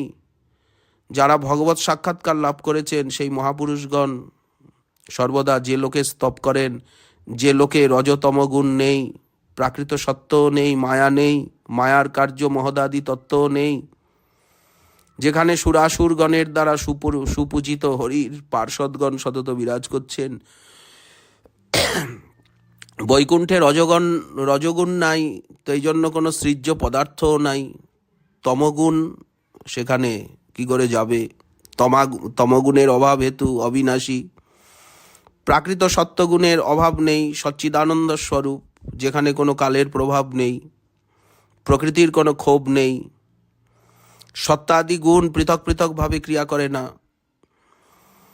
যেখানে নজত্র মায়া, মায়া না থাকায় সেখানে কোনো বিকৃতিও নাই। তো এই জন্য সেই চিন্ময়ী স্বরূপ শক্তির বিলাসভূমি পরব্রহ্ম, সেখানে ত্রিপাদ বিভূতি, সনাতন অমৃত, শাশ্বত নিত্য, অনন্ত শুদ্ধ সত্যময় দিব্য অক্ষয় পরব্রহ্মের পরমপদ। ভাগবতের এই যে বৈকুণ্ঠ বর্ণনা, এই সমস্ত শ্লোকের ক্রমসন্দর্ভ টিকায় জীব গোস্বামী পাদ পদ্মপুরাণের শ্লোক উল্লেখ করেছেন, জানিয়ে দিয়েছেন ধাম তত্ত্ব, যে এই যে মহাবৈকুণ্ঠের বর্ণনা করা হচ্ছে পরব্রহ্ম, এর অধিষ্ঠাত্রী দেবতাই হচ্ছেন মহাসংকর্ষণ। এই মহাসংকর্ষণ বলতে শ্রী বলদেবকে বুঝবেন না, ইনি আরও উপরে। যিনি বলদেব, তিনি তো গোলকে গোকুলে বৃন্দাবনে আছেন। এই যে মহাসংকর্ষণের কথা বলা হচ্ছে, ইনি বলদেবের অংশবিশেষ। বলদেব এই মহাসংকর্ষণের মূল। গৌরলীলায় আজ নিত্যানন্দ রূপে তিনি আবির্ভূত। ক্ষুদ্র মানবীয় বুদ্ধি কি করে বুঝবে? শ্রীপাদ স্বরূপ দামোদর তার কর্চায় নিত্যানন্দ তত্ত্ব দুরূহ হলেও বিশ্ব মানবকে বোঝাতে চেষ্টা করেছেন।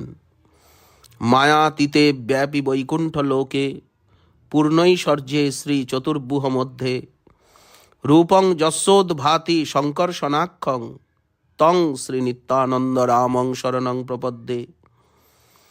মায়াতীত সর্বব্যাপক শ্রী বৈকুণ্ঠ ধামে চতুর্ভুহ মধ্যে বাসুদেব, শঙ্কর্ষণ, প্রদ্যুম্ন, অনিরুদ্ধ, এই চতুর্ভুহের মধ্যে যিনি শঙ্কর্ষণ, শঙ্কর্ষণ নামক রূপ উদ্ভাসিত যার, আমি সেই নিত্যানন্দ বলরামের শরণাগত হলাম।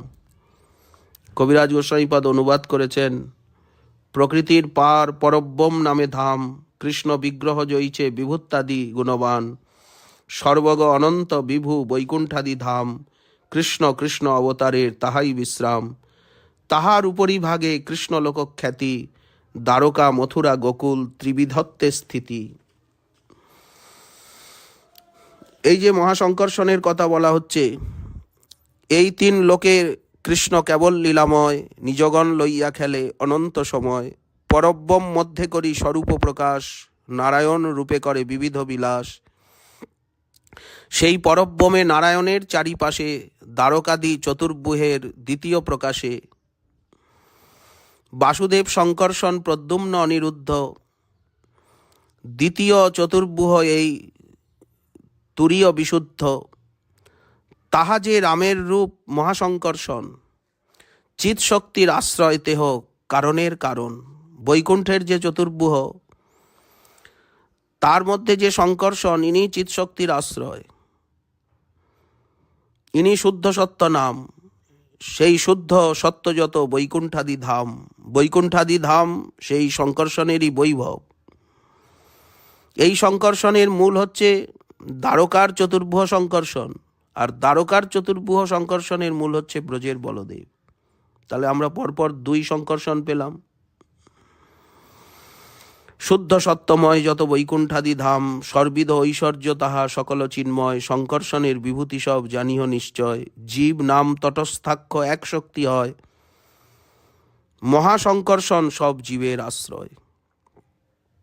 এই যে জীব শক্তি বলছেন, ইনি মহাসংকর্ষণেরই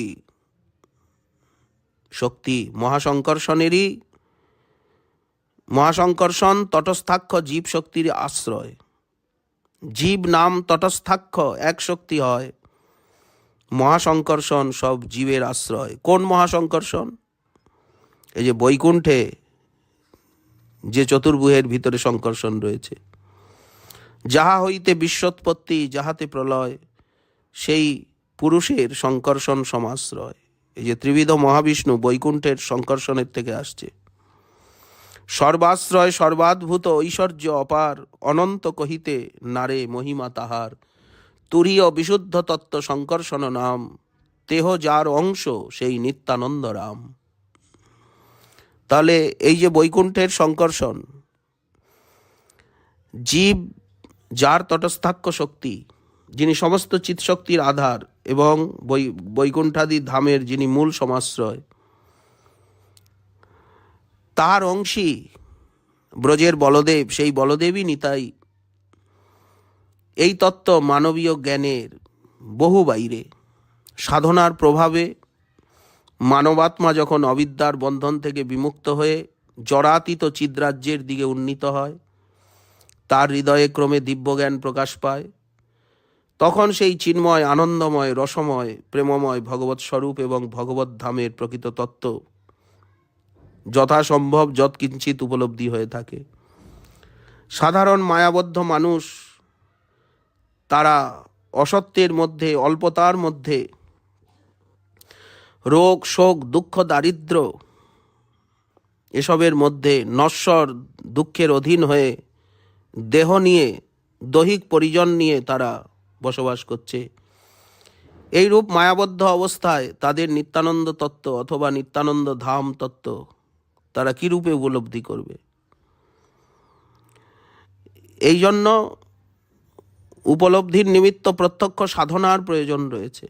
যদি কোনো মহামহৎ আমাদেরকে নিত্যানন্দ তত্ত্ব বুঝিয়ে দেন, তবু বর্তমান অবস্থায় আমরা তা বুঝতে পারবো না। চৈতন্য চরিতামৃত চৈতন্য ভাগবত মহাজনের পদপদাবলী বুঝিয়েছেন, মহৎগণ বোঝাতে চেষ্টা করছেন, কিন্তু বোঝালে হবে কি? আমরা বুঝবো না, আমাদের মাথায় ঢুকবে না। কেন আমার মাথায় ঢুকবে না? কারণ আমি রোগ শোক দুঃখ দারিদ্রতা নশ্বর দেহ দৈহিক বস্তু এসবের ভিতরে সর্বদা অস্থির। এর জন্য প্রত্যক্ষ সাধনা চাই এবং শাস্ত্র মহাজনগণের বাণীর নিরন্তর আলোচনা প্রয়োজন। এই সমস্ত শক্তিশালী বাণীর শ্রবণ কীর্তনই হচ্ছে সেই প্রত্যক্ষ সাধনা। এই সাধনার প্রভাবে মানবের অন্তরের যে অজ্ঞান তমসা বিদূরিত হবে, চিত্তে ক্রমশ তত্ত্বজ্ঞানের উদয় হবে, অজ্ঞানতা ধীরে ধীরে চলে যাবে। তখন নিত্যানন্দ তত্ত্ব, যা অতীব দূরবর্তী, ভগবত কৃপায় গুরু বৈষ্ণবের কৃপায় তত্ত্বজ্ঞানের আলোকে তখন বোঝা যাবে এবং নিত্যানন্দ তত্ত্বের আমরা নিকটবর্তী হতে পারবো। তখনই বুঝবো যে নিতাই চাঁদ কি তত্ত্ব, নিত্যানন্দ প্রভু কত করুণ, কত দয়ালু, কি দিয়েছেন, কি দিচ্ছেন এবং আমাদেরকে কি দেবেন। আনন্দের থেকেই তো সর্বপদার্থের উৎপত্তি, আনন্দেই তো স্থিতি। আমরা তো আনন্দই চাই, আর উনি সেই নিত্য আনন্দের স্বরূপ। ক্ষণিক আনন্দ নয়, নিত্য অফুরন্ত আনন্দের ভাণ্ডার তিনি। শ্রুতির এই যে মহাবাণী, বজ্র নির্ঘোষে এই যে মহাসত্য, শ্রুতি মাতা যা আমাদের নিকট ঘোষণা করছেন, তাত্ত্বিক বিচারেও আমরা সেই নিত্যানন্দেরই সন্তান। সমস্ত জীবই তো নিত্যানন্দের সন্তান। কারণ জীব শক্তি কার? জীব শক্তি তো শঙ্কর্ষণের, বলাই হলো। তাহলে জীব মাত্রই নিত্যানন্দের বিভিন্নাংশ, জীব মাত্রই নিত্যানন্দেরই সন্তান। তারা নিত্যানন্দেই বিচরণ করছে, তারা নিত্য আনন্দের মধ্যেই অবস্থান করছে, তারা আনন্দের কণা, তারা আনন্দেরই অংশ। কেবলমাত্র অজ্ঞান তমসাবৃত হয়ে অতি নিকটে থেকেও তারা নিত্যানন্দ মধ্যে থেকেও, নিত্যানন্দের হয়েও তারা নিত্যানন্দকে চিনতে পারছে না, নিত্যানন্দকে হারিয়ে ফেলছে, রোগ শোক দুঃখ দৈন্যে হাহাকার করছে। বিশুদ্ধ ভক্তির উদয় না হলে এই অজ্ঞান অন্ধকার অপগত হবে না, আর নিজেকে নিত্যানন্দ দাস, নিত্যানন্দের অংশ, নিত্যানন্দের শক্তি রূপে অনুভব করা যাবে না। আমাদের দুঃখের কোনোদিনই অবসান ঘটবে না। এই জন্য গৌরলীলায় আনন্দ তত্ত্ব সাক্ষাৎ নিত্যানন্দ রূপেই যেন আবির্ভূত। এই তত্ত্ব প্রকাশ করবার জন্যই শ্রীপাদ কবিরাজ গোস্বামীপাদ তিনি স্বল্প কথায় বহুল প্রকারে অতি সূক্ষ্ম সারগর্ভ তত্ত্বের আলোচনা করেছেন তার চৈতন্য চরিতামৃতে। আমরা পরব্রহ্ম এবং সংকর্ষণ দুটি তত্ত্বের ইঙ্গিত পেয়েছি। তার মধ্যে সংকর্ষণ তত্ত্ব অতি নিগূঢ়, অতি কঠিন এবং জটিল। কবিরাজ গোস্বামীপাদ বর্ণনা করে পরিষ্কার করেছেন, পরব্রহ্মের অন্তর্গত চতুর্বুহের মধ্যে দ্বিতীয় বুহের নাম সংকর্ষণ। ইনি বলদেবচন্দ্রের অংশ। বলদেবচন্দ্রই একরূপে মহাসংকর্ষণ নামে পরব্রহ্মান্তর্গত বৈকুণ্ঠে বিহার করছেন। কারণার্ণবসায়ী সংকর্ষণের এবং শেষ নামক যে অংশ, ইনিও সংকর্ষণের। আর যিনি দ্বারকায় রয়েছেন, ইনি মহাসংকর্ষণ। ইনি চিৎশক্তির অর্থাৎ কৃষ্ণের স্বরূপগত স্বরূপ প্রকাশক শক্তির আশ্রয় বা নিয়ামক। এই যে বৈকুণ্ঠের সংকর্ষণ, ইনি পুরুষাবতারগণ অর্থাৎ কারণার্ণবসায়ী, গর্ভোদকসায়ী, ক্ষীরাব্ধিসায়ী রূপে ইনি বিশ্ব সৃষ্টির কারণ। মহাসংকর্ষণ এই পুরুষাবতারগণের মূল অংশী, ইনি কারণের কারণ। চিৎশক্তির বহু বিলাসের মধ্যে একটির নাম শুদ্ধ সত্য। বৈকুণ্ঠাদি ধাম এই শুদ্ধ সত্যেরই বিকার, সন্ধিনী প্রধান অংশ। শুদ্ধ সত্যের এক নাম আধার শক্তি। এই আধার শক্তিতেই ভগবত ধামের প্রকাশ। যদ্যপি অসৃজ্য নিত্য চিৎশক্তি বিলাস, তথাপি সংকর্ষণ ইচ্ছায় তাহারই প্রকাশ। সংকর্ষণ তত্ত্ব এবং সংকর্ষণ লীলা অতীব কঠিন। ভগবত ধামে যে সর্বিধ ঐশ্বর্য পরিপূর্ণভাবে বিকাশ প্রাপ্ত হয়ে থাকে, এটাও সংকর্ষণের বৈভব। সব কিছুই অপ্রাকৃত ধাম, সেখানের ঐশ্বর্য, চিন্ময় বস্তু সকল সবই মহাবৈকুণ্ঠে যা কিছু সবই সংকর্ষণের বৈভব। আবার জীব শক্তি ভগবানের তটস্থাক্ষ শক্তি বলে খ্যাত। এই মহাসংকর্ষণ সেই তটস্থাক্ষ জীব শক্তির আশ্রয়। তার থেকেই সৃষ্টির প্রারম্ভে জীব সমষ্টি প্রকাশ হয় এবং প্রলয়ে তার মধ্যেই লয় হয়। যদিও কারণার্ণবসায়ী হতেই জীবের উদ্গম এবং জীবের লয়ের কথা জানা যায়, কিন্তু তথাপি মহাসংকর্ষণের অংশ বলে জীব শক্তির পরমাশ্রয় মহাসংকর্ষণ এইভাবে বর্ণিত হয়েছে। আপাত দৃষ্টিতে মনে হয় যেন কারণার্ণবসায়ের থেকেই জীব শক্তি প্রকাশ পাচ্ছে। এবং যখন সমস্ত ব্রহ্মাণ্ডের প্রলয় হয়ে যাচ্ছে তখন কারণার্ণব সাইয়ের মধ্যেই জীবশক্তি বিশ্রাম করছে। কিন্তু হলেও তারও তো মূল অংশই এই মহাসংকর্ষণ। এই জন্য সংকর্ষণ বা মহাসংকর্ষণকেই জীবশক্তির মূল আশ্রয় বলা হয়েছে। যার অনন্ত অচিন্ত ঐশ্বর্য অনন্তদেবও বর্ণন করতে সক্ষম নয়। তিনি তুরীয় নিখিল উপাধির অতীত, তিনি পরব্রহ্মস্থ মহাসংকর্ষণ। এবং তিনি যার অংশ, সেই ব্রজের বলদেবী নিত্যানন্দ নামে অবতীর্ণ। মায়া ভর্তা উনি, এবং সমস্ত অণ্ডজ সংঘাশ্রয়াঙ্গ সেতে সাক্ষাৎ কারণাবধি মধ্যে যস্যৈকাংশ শ্রী পুমান আদি দেব স্তং শ্রী নিত্যানন্দ রামং শরণং প্রপদ্যে। যিনি মায়ার নিয়ামক, প্রবর্তক, ব্রহ্মাণ্ড সমূহের আশ্রয় মূর্তি, যিনি কারণ সমুদ্রেতে শয়ন করে আছেন, সেই আদিদেব সাক্ষাৎ প্রথম পুরুষাবতার, তিনি নিত্যানন্দ রামের একটি অংশ মাত্র। আমি তার চরণে শরণাগত। বৈকুণ্ঠের বাহিরে যে জ্যোতির্ময় ধাম, তাহার বাহিরে কারণার্ণব নাম। বৈকুণ্ঠ বেরিয়া এক আছে জলনিধি, অনন্ত অপার তার নাহিক অবধি। বৈকুণ্ঠের পৃথিব্যাদি সকলই চিন্ময়, মায়িক ভূতের তথি জন্ম নাহি হয়। চিন্ময় জল সেই পরম কারণ, যার এক কণা গঙ্গা জগত পাবন। সেই তো কারণার্ণবে সেই সংকর্ষণ, আপনার এক অংশে করেন শয়ন। মহাস্রষ্টা পুরুষ তিহ জগত কারণ, আদ্য অবতার করে মায়ার ইক্ষণ। মায়া শক্তি রহে কারণাবধি বাহিরে, কারণ সমুদ্র মায়া পরশিতে নারে।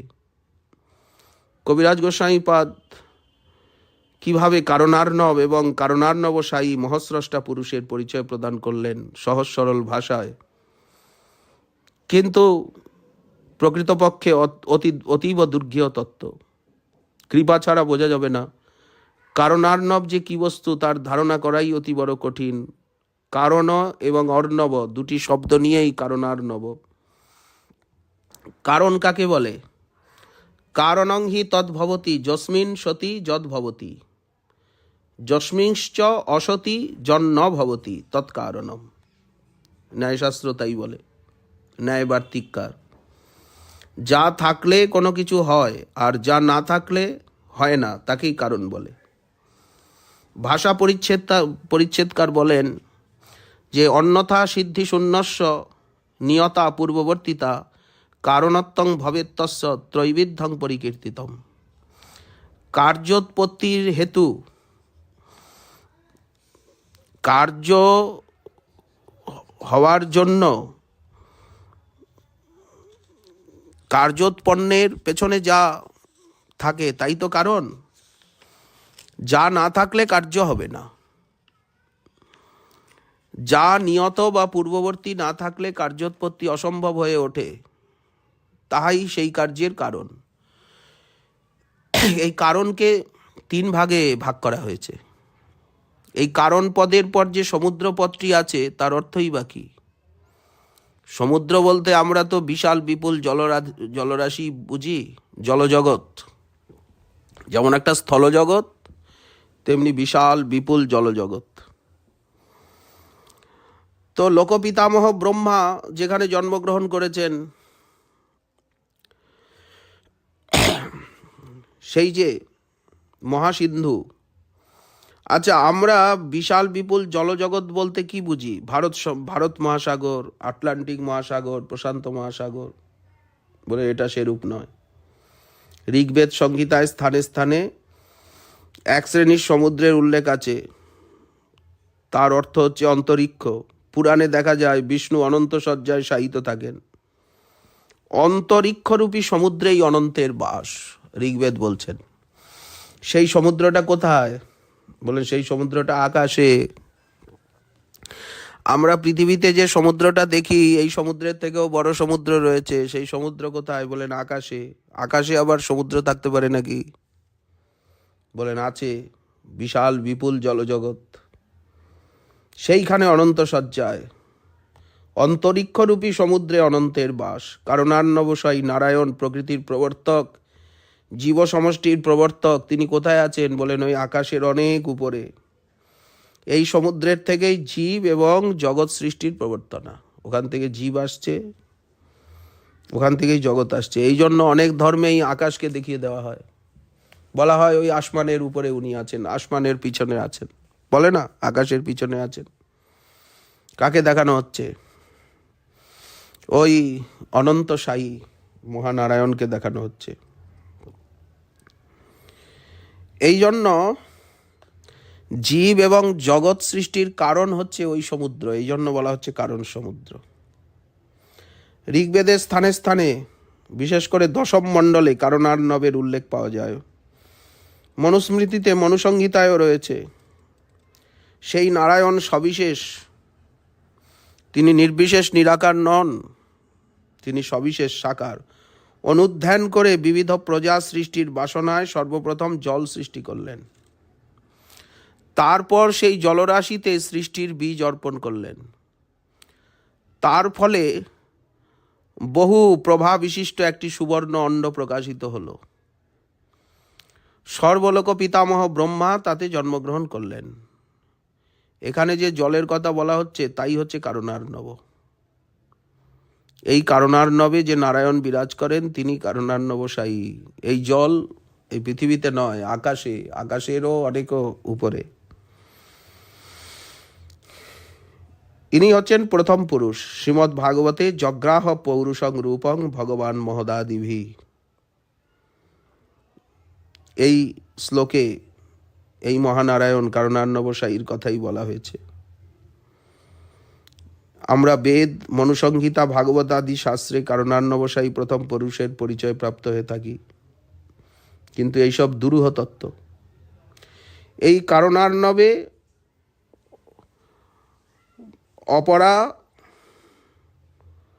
অপরা প্রকৃতি এবং পরা প্রকৃতির বীজ নীলীন অবস্থায় বিদ্যমান আছে। এই যে কারণ সাগরে অপরা প্রকৃতি এবং পরা প্রকৃতি, এর বীজ সুপ্ত অবস্থায় রয়েছে। পরিদৃশ্যমান বিশ্বে আমরা যে অনন্ত কোটি জীবের খেলা দেখতে পাই, সেই কারণার্ণব থেকেই এই সকল জীব ধরাধামে ওখান থেকে আসছে। এই কারণার্ণবই হচ্ছে জীবগণের জীবন। কারণার্ণবসায়ী নারায়ণ, তিনি এই প্রকৃতির এবং জীবের মূল সমাশ্রয়, নিখিল জীব সমষ্টির সমাশ্রয়। এই স্থানের থেকেই নিখিল ব্রহ্মাণ্ডে জীব সমষ্টি প্রেরিত হচ্ছে, তারা কর্মফল ভোগ করছে, আবার সেই কারণ সাগরের তীরে গিয়ে উপস্থিত হচ্ছে। এই জন্য তটস্থাক্ষ, এখানে তট বলতে কি এই কারণ সাগর। তটস্থাক্ষ যে বলা হচ্ছে, এই তটটা কি, কিসের তট? বলেন ওই কারণ সাগরের তট। যারা ভগবত ভজন পথ অবলম্বন করেন তারা সাধনার পরিপক্ক দশায় প্রেম ভক্তি লাভ করে চিন্ময় পরব্রহ্ম মহাবৈকুণ্ঠে গমন করেন।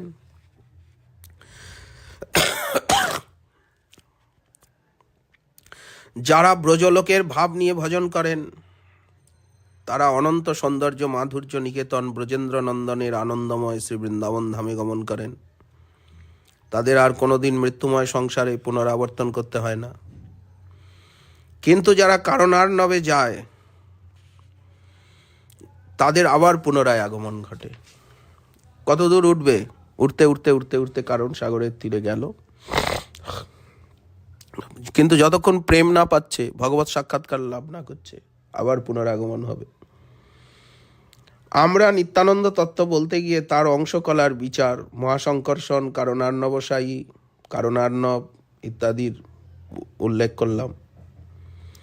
দ্বিতীয় পুরুষাবতারের কথা বলতে গিয়ে চৈতন্য চরিতামৃতে কবিরাজ গোস্বামীপাদ স্বরূপ দামোদরের কর্চার শ্লোক উদ্ধৃতি করে যা বলেছেন, যশাংশাংশে শ্রীল গর্ভদ সায়ী জন্নাব্জম লোক সংঘাত নালম লোকস্রষ্টু সুতিকা ধাম ধাতু স্তং নিত্যানন্দ রামং প্রপদ্যে।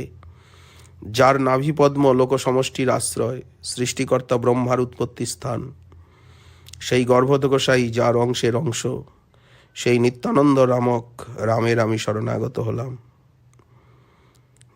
যস্যাম্ভসি শয়ানস্য যোগ নিদ্রাং বিতন্মত নাবিরদাম্বুজাসিত ব্রহ্মা বিশ্বসৃজাম্পতি।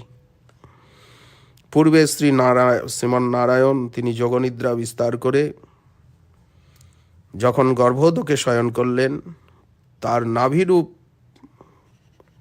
হ্রদ, সেই হ্রদের থেকে যে পদ্ম, নাভিরূপ হ্রদস্থ পদ্ম থেকে বিশ্বস্রষ্টাগণের প্রতি ব্রহ্মার উৎপত্তি হয়েছিল। তিনি হচ্ছেন সহস্র মস্তক, সহস্র বদন, সহস্র নয়ন, হস্ত সহস্র চরণ, সর্ব অবতার বীজ জগত কারণ। তার নাভি পদ্মেতে হইল এক পদ্ম, সেই পদ্মে হইল ব্রহ্মার জন্ম সদ্ম। সেই পদ্ম নালে হইল 14 ভুবন, তেহ ব্রহ্মা হইয়া সৃষ্টি করিল সৃজন। বিষ্ণুরূপ হইয়া করে জগত পালনে, গুণাতীত বিষ্ণু স্পর্শ নাহি মায়া গুণে। রুদ্ররূপ ধরি করে জগত সংহার, সৃষ্টি স্থিতি প্রলয় ইচ্ছায় যাহার। হিরণ্য গর্ভ অন্তর্যামী জগত কারণ, যার অঙ্গে রয়েছে যত স্থির চরেরও কল্পন। যার অঙ্গে করি স্থির চরেরও কল্পন, এই যে বিরাট পুরুষ হিরণ্যগর্ভ ব্রহ্মাণ্ড, যার অঙ্গে করি স্থির চরেরও কল্পন, হেন নারায়ণ যার অংশের অংশ, সেই প্রভু নিত্যানন্দ সর্ব অবতংশ। কত গূঢ়তর কথা। অন্তরিক্ষ আকাশে রয়েছে সেই অর্ণবটি, সেই সাগরটি। ঋগ্বেদের 10ম মণ্ডলে জল সৃষ্টির কথা বলা হয়েছে, সেখানে হিরণ্যগর্ভের কথা উল্লেখ হয়েছে। হিরণ্যগর্ভ সমবর্ততাগ্রে ভূতস্য জাত পতিরেক আসিত সদাধার পৃথিবীং দ্বাম উতেমাম তস্মৈ দেবায় হবিষা বিধেম। সায়নাচার্য এর ভাষ্যে লিখেছেন যে হিরণ্ময় অণ্ড গর্ভের ন্যায়, হিরণ্ময় অণ্ড গর্ভের ন্যায় যার উদরে বিদ্যমান, তিনি এই সূত্রাত্মা হিরণ্যগর্ভ। হিরণ্যগর্ভ বলতে কি? হিরণ্ময় অণ্ড, সেই অণ্ডের গর্ভইনি। হিরণ্ময় অণ্ডগুলি যার গর্ভে রয়েছে, এই জন্য ওনাকে হিরণ্যগর্ভ বলা হচ্ছে। নারায়ণকে হিরণ্যগর্ভ কেন বলা হচ্ছে? ঋগ্বেদ তার উত্তর দিচ্ছেন। সায়নাচার্য তার ভাষ্যে লিখছেন যে হিরণ্ময় অণ্ড, এই অণ্ড গর্ভের মতো যার উদরে বিদ্যমান, তিনি হচ্ছেন সূত্রাত্মা হিরণ্যগর্ভ। মায়া প্রপঞ্চের উৎপত্তির পূর্বেই এর আবির্ভাব। ইনি মায়ার অধ্যক্ষ, ইনি হচ্ছেন সৃষ্টির ইচ্ছাকারী, সেই তিনি হিরণ্যগর্ভ পরমাত্মা। তিনি অন্তরিক্ষবাসী সূক্ষ্ম ভূতসমূহের কর্তা, ইনি অদ্বিতীয়। আবার গর্ভোদক যোগনিদ্রায় নিমগ্ন হয়ে আছেন, তার নাভি পদ্মের থেকে হিরণ্ময় অণ্ড উদ্ভূত হলো। অদ্ভুত জ্যোতি সম্পন্ন, সহস্র সহস্র সূর্য কিরণ সমবেত হলেও এত জ্যোতি হয় না। ওই হৈমাণ্ড এত তেজ সম্পন্ন, এটি হচ্ছে ব্রহ্মাণ্ড। এর মধ্যেও নারায়ণ শয়ন করলেন। ভাগবতে 2য় স্কন্ধে দ্বিতীয় অধ্যায়ে এর বর্ণনা রয়েছে। বিরাট ধারণা, অন্তরে ভক্তি জাত হলে যদি বিরাট ধারণায় চিত্তের আবেশ থাকে, তাহলে ভজনের ক্ষতি হয় বলে ভাগবতে সতর্কবাণী রয়েছে যে এই যে বিরাট অর্থাৎ ব্রহ্মাণ্ড রূপের কথা বলা হচ্ছে, এটাও তো প্রাকৃত। এই গর্ভোদকশায়ী পুরুষ নিত্যানন্দের অংশের অংশ, নিত্যানন্দ তত্ত্ব এবং তার মহিমা ধারণা করা যে কত কঠিন, যিনি বিশ্বে আজ দিনহীন পাতকী জনকে হরিনাম প্রেম দানে ধন্য করে বুকে তুলে নিচ্ছেন, বিশ্ব সৃষ্টি আদি ব্যাপারে তিনি কত বৃহত্তম, তাকে জানা কত কঠিন। বেদ উপনিষদ সূক্তের সাহায্যে যাকে জানা বোঝা কত কঠিন। সমস্ত কার্যের অধিনায়ক, আমরা কিছুতেই তাকে বুদ্ধিগোচর করতে সমর্থ হব না। এই জন্য মহাপ্রভু বলেছেন, তোমারে বুঝিতে মনুষ্যের শক্তি কোথা। ব্যষ্টি জীবের অন্তর্যামী পালনকর্তা যে ক্ষীরোদকশায়ী মহাবিষ্ণু, তিনিও অংশাংশের অংশ। ধরণীধর অনন্তদেব যার কলা, সেই নিত্যানন্দ রামের আমি শরণাপন্ন হই। যৎসাং সাং সাংস পরমাত্মা অখিলানাং পোষ্টা বিষ্ণুর ভাতি দুগ্ধাব্ধিসায়ী খৌনির ভর্তা যৎকলা সপ্পি অনন্তস্তং শ্রীনিত্যানন্দ রামং প্রপদ্যে। নারায়ণের নাভিনাল মধ্যেতে ধরণী, ধরণীর মধ্যে সপ্ত সমুদ্র যে গণী, তাহা ক্ষীরোদধি মধ্যে শ্বেতদ্বীপ নাম, পালয়িতা বিষ্ণু তার সেই নিজধাম। সকল জীবের তিহ হয়ে অন্তর্যামী, জগৎ পালক তিহ জগতের স্বামী। যুগ মন্বন্তরে করি নানা অবতার, ধর্ম সংস্থাপন করে অধর্ম সংসার। দেবগণ না পায় যাহার দর্শন, ক্ষীরোদক তীরে যাই করেন স্তবন।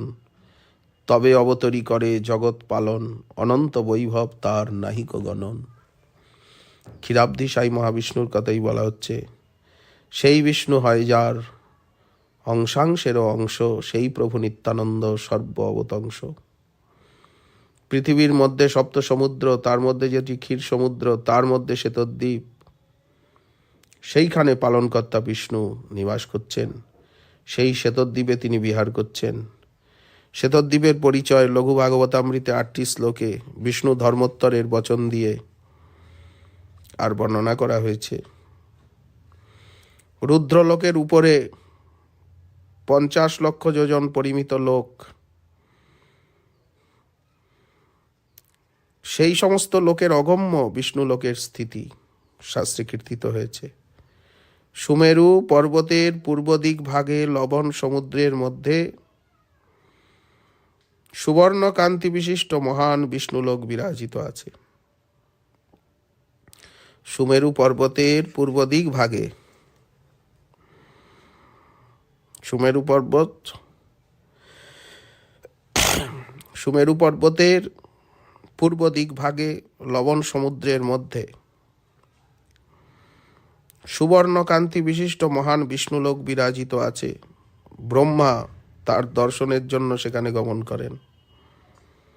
সেখানে তিনি আষাঢ় মাসের একাদশী তিথিতে লক্ষ্মী দেবীর সঙ্গে অনন্ত শয্যায় শয়ন করেন। সুমেরুর পূর্ব দিকে ক্ষীর সমুদ্রের মধ্যে বিষ্ণুর একটি শুভ্র পুরী আছে। এই জন্য পূর্ব দিককে এত পবিত্র মানা হয়। তিনি সেইখানে বর্ষায় 4 মাস অনন্ত শয্যায় লক্ষ্মীর সঙ্গে বিহার করেন। তার দক্ষিণে 25 সহস্র যোজন বিস্তৃত পরম সুন্দর শ্বেতদ্বীপ নামে খ্যাত একটি দ্বীপ আছে। সেখানে নরগণের সূর্যের মতো তেজ, চন্দ্রের মতো কান্তি, তারা নিজের প্রভায় দেবতাগণেরও অদৃশ্য। এই শ্বেতদ্বীপাধিপতি ক্ষীরোদকশায়ী নারায়ণ নিখিল জীবের অন্তর্যামী, বিশ্বের পালক এবং নিয়ামক। তিনি যুগ যুগান্তর এবং মন্বন্তরাদিতে যুগে যুগে মন্বন্তরে যুগাবতার মন্বন্তরাবতার রূপে অবতীর্ণ হয়ে অধর্মের নাশ এবং ধর্মের সংস্থাপন করে থাকেন। দেবগণ তাহার দর্শন লাভ করতে পারে না। যখনই ধর্মের গ্লানি হয়, অধর্মের বিস্তার হলে ব্রহ্মা পৃথিবী দেবীর সঙ্গে এবং দেবগণ ক্ষীরসাগরের তীরে গিয়ে স্তুতি করলে ইনি অবতীর্ণ হয়ে জগৎ পালন করেন। যাহার অনন্ত বৈভব কারো গণনা করার সাধ্য নেই, সেই ক্ষীরোদকসাই তৃতীয় পুরুষ নিত্যানন্দের অংশাংশের অংশ মাত্র। সেই বিষ্ণু শেষ রূপে ধরেন ধরণী। কাহা আছে মহিষীরে হেন নাহি জানি, সহস্র বিস্তীর্ণ যার ফণার মণ্ডল, সূর্য যিনি মণিগণ করে ঝলমল। 50 কোটি যোজন পৃথিবী বিস্তার, যার এক ফণে রয়ে সর্ষপ আকার। সেই তো অনন্ত শেষ ভক্ত অবতার, ঈশ্বর সেবন বিনু নাহি জানে আর। সহস্র বদনে করে কৃষ্ণ গুণগান, নিরবধি গায় গুণ অন্ত নাহি পান। সনকাদি ভাগবত শুনে যার মুখে, ভগবানের গুণ কহে ভাসে প্রেম সুখে। ছত্র পাদুকা সজ্জা উপাধান বসন, আরাম আবাস যজ্ঞসূত্র সিংহাসন। এত মূর্তি ভেদ করি কৃষ্ণ সেবা করে, কৃষ্ণের শেষতা পাইয়া শেষ নাম ধরে। সেই তো অনন্ত যার কহি এক কলা, হেন প্রভু নিত্যানন্দকে জানে তার খেলা। এই যে অনন্তদেব ধরণীকে ধারণ করে আছেন, সহস্র সহস্র বিস্তীর্ণ ফণামণ্ডল বিশিষ্ট, সেই ফণার মণিগুলো সূর্যের মতো অনন্ত সমুজ্জ্বল প্রভায় ঝলমল করছে। অনন্তদেবের এক ফণায় কোনো অপরিজ্ঞাত অংশে 50 কোটি যোজন বিস্তৃত এই পৃথিবী সর্ষপের আকারে অবস্থান করছে। অনন্তদেব তার অস্তিত্ব সম্বন্ধে বলতে গেলে অপরিজ্ঞাত। কোথায় যে ওনার মাথার উপরে কোন ফণার ভিতরে রয়েছে উনি কিছুই বুঝতে পারেন না। পৃথিবীর ভার তিনি এক বিন্দুও বোধ করেন না। নবেদ সিদ্ধার্থমিব ক্বচিৎ স্থিতম ভূমণ্ডলম মূর্ধ সহস্র ধামসু। অনন্ত মস্তকরূপী গৃহে একটি সর্ষপতুল্য ভূমণ্ডল কোন স্থানে আছে অনন্তদেব কিছু জানেনই না। সেই অনন্তদেব যখন,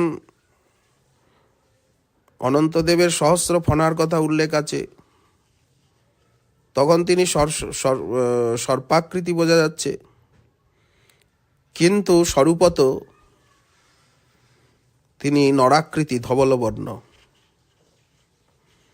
আসলে তিনি নরাকৃতি, সর্পাকৃতি বর্ণনা হচ্ছে কিন্তু নরাকৃতি, ধবলবর্ণ। মস্তকোপরি অনেক ফণামণ্ডল মণ্ডিত। যেহেতু তার ধবলবর্ণ ভুজাদির বর্ণনা শুনতে পাওয়া যায়, ভাগবতে আছে হল ককুধিকৃত সুভগ সুন্দর ভুজ,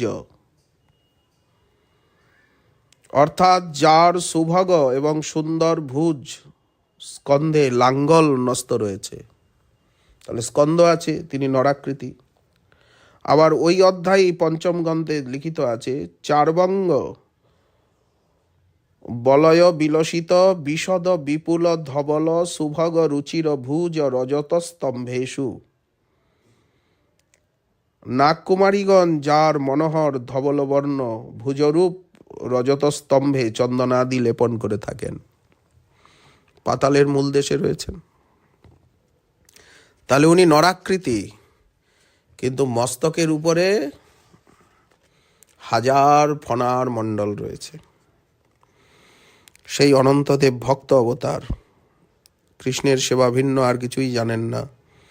তিনি অনন্ত বদনে সতত কৃষ্ণ গুণ গান করেন, কিন্তু গুণের অন্ত পান না। গায়ন গুণান দশশতানন আদিদেব শেষ অধুনাপি সমবশ্যতি নাস্য পারম। দ্বিতীয় স্কন্ধের 7ম অধ্যায়ের 41 সংখ্যক শ্লোকে। নিরবধি কৃষ্ণ গুণ উনি গান করছেন। তিনি যে ভক্তাবতার তা জানা গেল, কারণ কৃষ্ণগুণ গান ভক্তেরই কার্য। ভক্তই তো কৃষ্ণ নাম কৃষ্ণগুণ গান করেন। সনক, সনন্দন, সনাতন, সনত কুমার এরা অনন্তদেবের মুখে ভাগবত শ্রবণ করেন। শ্রীমদ্ ভাগবতের বিশ্বে আবির্ভাবের 2টি ধারা। প্রথম ধারার আদিবক্তা ব্রহ্মা, তার থেকে দেবর্ষি নারদ, বেদব্যাস, শুকদেব, সুতমুনি ইত্যাদি ক্রমে ভাগবত বিশ্বে প্রচারিত হয়েছে। আর দ্বিতীয় ধারায় আদিবক্তা শ্রী অনন্তদেব, তার থেকে চতুষ্ষণ, সাংখ্যায়ন ঋষি, পরাশর, পুলস্ত এবং মৈত্রেয় আদিক্রমে ভাগবতের প্রচার হয়েছে। অনন্তদেব যখন কৃষ্ণগুণ কীর্তন করেন, তখন শ্রীকৃষ্ণ রসাস্বাদনজনিত প্রেমার্ণবে তিনি ভাসমান হন। শ্রী অনন্তদেব ঈশ্বরের সেবা ভিন্ন কিছুই জানেন না। তিনি মস্তকে পৃথিবীকে ধারণ করে ছত্র, পাদুকা, শয্যা, উপাধান, বসন, আরাম, আবাস, যজ্ঞসূত্র, সিংহাসন এই 10 রূপে কৃষ্ণের সেবা করেন। 10 দেহ ধরি করে কৃষ্ণের সেবন। কৃষ্ণের শেষতা অর্থাৎ অংশত্ব বা উপকারিত্ব ধর্ম লাভ করেছেন ইনি, এই জন্য ইনি শেষ। অনন্ত সংহিতায় বর্ণিত আছে, নিবাস শয্যাসন পাদুকাংশু উপাধান বর্ষাত পত্র আতপ বারণাদিভি শরীর ভেদৈ তদ অশেষতাঙ্গতৈ যথোর্চিতং শেষ ইতি ঋতো জনৈ। বাসস্থান, শয্যা, আসন, পাদুকা, বস্ত্র, উপাধান, বর্ষা এবং আতপ নিবারণকারী ছত্র নানা রূপে বিবিধ সেবা করার জন্য বিবিধ মূর্তি ধারণ করেছেন। তাই অনন্তদেব ভক্ত সমাজে শেষ নামে অভিহিত হয়েছেন। এই যে শেষ বা অনন্তদেব, যার একটা ক্ষুদ্রতম কলা মাত্র, সেই নিত্যানন্দের লীলা বা মহিমা কে বুঝবে? এই প্রকারে সংকর্ষণ, মহাসংকর্ষণ, কারণার্ণবসায়ী, গর্ভোদকসায়ী, ক্ষীরাব্ধিসায়ী শেষদেব, এই যে মুখ্যরূপে 5টি তত্ত্বের মহাতত্ত্বের কথা উল্লেখ করলেন কবিরাজ গোস্বামীপাদ, এরা নিত্যানন্দের অংশ, কলা, কলার কলা, নিত্যানন্দ সাক্ষাৎ ব্রজের বলদেব। এই বলদেব কখনো কৃষ্ণের গুরুর ন্যায়, কখনো সখার মতো, কখনো ভৃত্যের মতো দাপরে লীলা করছেন। বৃষ হইয়া কৃষ্ণ সঙ্গে মাথামাথি রণ, কভু কৃষ্ণ করেন তার পাদসম্বাহন। আপনাকে ভৃত্য করি কৃষ্ণ প্রভু জ্ঞানে, কৃষ্ণের কলার কলা আপনাকে মানে। ভাগবতে রয়েছে বৃষবৎ যুদ্ধ করছেন কৃষ্ণ বলরাম পরস্পর, প্রাকৃত বালকের মতো লীলা করছেন। ক্বচিৎ ক্রীড়া পরিশ্রান্ত গোপৎ সঙ্গোপবর্হনম স্বয়ং বিশ্রাম ময়ত্তার্যং পাদ সম্বাহনাদিভি। কোনো সময় বলদেব খেলতে খেলতে পরিশ্রান্ত হয়ে পড়লে, কোনো গোপবালকের ক্রোড়ে মস্তক রেখে শয়ন করলে শ্রীকৃষ্ণ স্বয়ং নিজে তার চরণ সম্বাহনা আদি করে তাকে বিশ্রাম করাচ্ছেন। আবার আমরা ব্রহ্মমোহন লীলায় 10ম স্কন্ধে 13 অধ্যায়ে দেখতে পাই, কেয়ং বা কুত আয়াতা দৈবী বা নার্যতা সুরী প্রায় মায়াস্তু মে ভর্তু নান্যা মেপি বিমোহিনী। শ্রীকৃষ্ণ স্বয়ং যেসব গোবৎস এবং গোপবালক হয়েছিলেন, তাদের প্রতি নিজের এবং ব্রজবাসীগণের শ্রীকৃষ্ণ সম ভালোবাসা দেখে বলদেব বলছেন, এটি কার মায়া, কোথা থেকে এলো, এটা কি করে সম্ভব? এ কি কোনো দেবতার মায়া, কি মনুষ্যের, কি অসুরের মায়া? তা তো নয়। আমার মনে হয় আমার প্রভু কৃষ্ণেরই মায়া, তা না হলে অন্যের মায়া কখনোই আমাকে মোহিত করতে পারে না। এই যে কৃষ্ণকে প্রভু বললেন, এর দ্বারা বলরামের দাসভাবও বোঝা যাচ্ছে। ব্রহ্মা, মহাদেব, আমিও যার কলার কলা, এই 3 জন, লক্ষ্মী দেবীও যার একটি মাত্র চরণ রজকণা লাভ করবার জন্য চিরকাল সাধনা করছেন।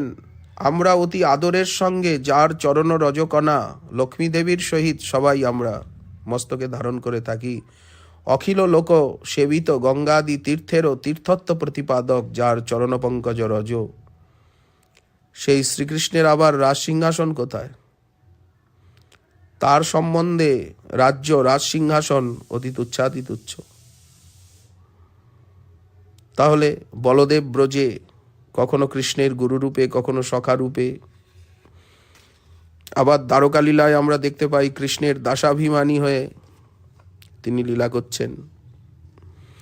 এই জন্য চৈতন্য চরিতামৃতে কৃষ্ণদাস অভিমানের এত মহিমা গরিমা লেখা আছে। কৃষ্ণদাস অভিমানে যে আনন্দ সিন্ধু, কোটি ব্রহ্ম সুখ নহে তার এক বিন্দু, মুই সে চৈতন্য দাস আর নিত্যানন্দ, দাস ভাব সম নহে অন্যত্র আনন্দ। পরম প্রেয়সী লক্ষ্মী যার হৃদয়ে বসতি, তিহ দাস্য সুখ মাগে করিয়া মিনতি। দাস্যভাবে আনন্দিত পারিষদগণ, বিধি ভব নারদাদি সুখ সনাতন। নিত্যানন্দ অবধূত সবাতে আগল, চৈতন্যের দাস্য প্রেমে হইলা পাগল। শ্রীবাস হরিদাস রামদাস গদাধর, মুরারি মুকুন্দ চন্দ্রশেখর বক্রেশ্বর, এইসব পণ্ডিত লোক পরম মহত্ব, চৈতন্যের দাস্যে সবার করয়ে উন্মত্ত। শ্রী নিতাই চাঁদের লীলা কথা আমরা মুরারি গুপ্তের চর্চায়, কবি কর্ণপুরের চৈতন্য চরিতামৃত মহাকাব্যে, চৈতন্য চন্দ্রোদয় নাটকে কিছু কিছু পেয়ে থাকি। লোচন দাস ঠাকুর আলোচনা করেছেন।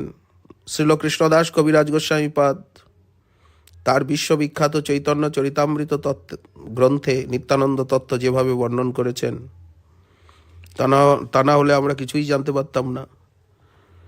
চৈতন্য চরিতামৃতের আদিলীলার পঞ্চম পরিচ্ছেদে স্বরূপ দামোদরের কর্চার থেকে আর 5টি শ্লোক উদ্ধৃত করে তিনি নিত্যানন্দ তত্ত্ব সূক্ষ্মাতি সূক্ষ্ম রূপে বর্ণন করেছেন। মানবীয় জ্ঞান বুদ্ধির অতীত দুরূহ দুষ্প্রবেশ্য, এই সকল কথা। গৌর নিত্যানন্দ তত্ত্বের সত্যদ্রষ্টা ঋষি আমাদের শ্রীপাদ স্বরূপ দামোদর, তিনি এই সূক্ষ্ম তত্ত্বের সন্ধান দিয়েছেন। শাশ্বত শাস্ত্র, বেদেরই সার অংশ এইসব কথা। মহাসংকর্ষণ, সংকর্ষণ, কারণার্ণবসায়ী, গর্ভোদকসায়ী, ক্ষীরাব্ধিসায়ী, হিরণ্যগর্ভ, এই সকল তত্ত্বগুলি বিশুদ্ধ বৈদিক তত্ত্ব এবং মন্ত্রদ্রষ্টা ঋষিগণের দিব্য নেত্রের গোচর এবং বেদ মন্ত্রের তাৎপর্য, ব্রহ্ম গায়ত্রীর তাৎপর্য কিন্তু এত সহজ সরল ভাষায় বাংলায় ইতিপূর্বে কখনোই প্রকাশিত হয়নি, যা কবিরাজ গোস্বামীপাদ করেছেন। শ্রীকৃষ্ণের অগ্রজ বলদেবী গৌরলীলায় নিত্যানন্দ রূপে অবতীর্ণ। নিত্যানন্দের যে ভক্তবাৎসল্য কারুণ্যাদি গুণ, সেটা দাপর যুগের লীলায় বলদেবের কারুণ্যাদি গুণ অপেক্ষা অধিক ব্যাপকভাবে ব্রহ্মাণ্ডের সর্বত্র প্রকাশিত হয়েছে। বলদেব লীলায় এতটা কারুণ্যাদি গুণ প্রকাশিত হয়নি। এই জন্য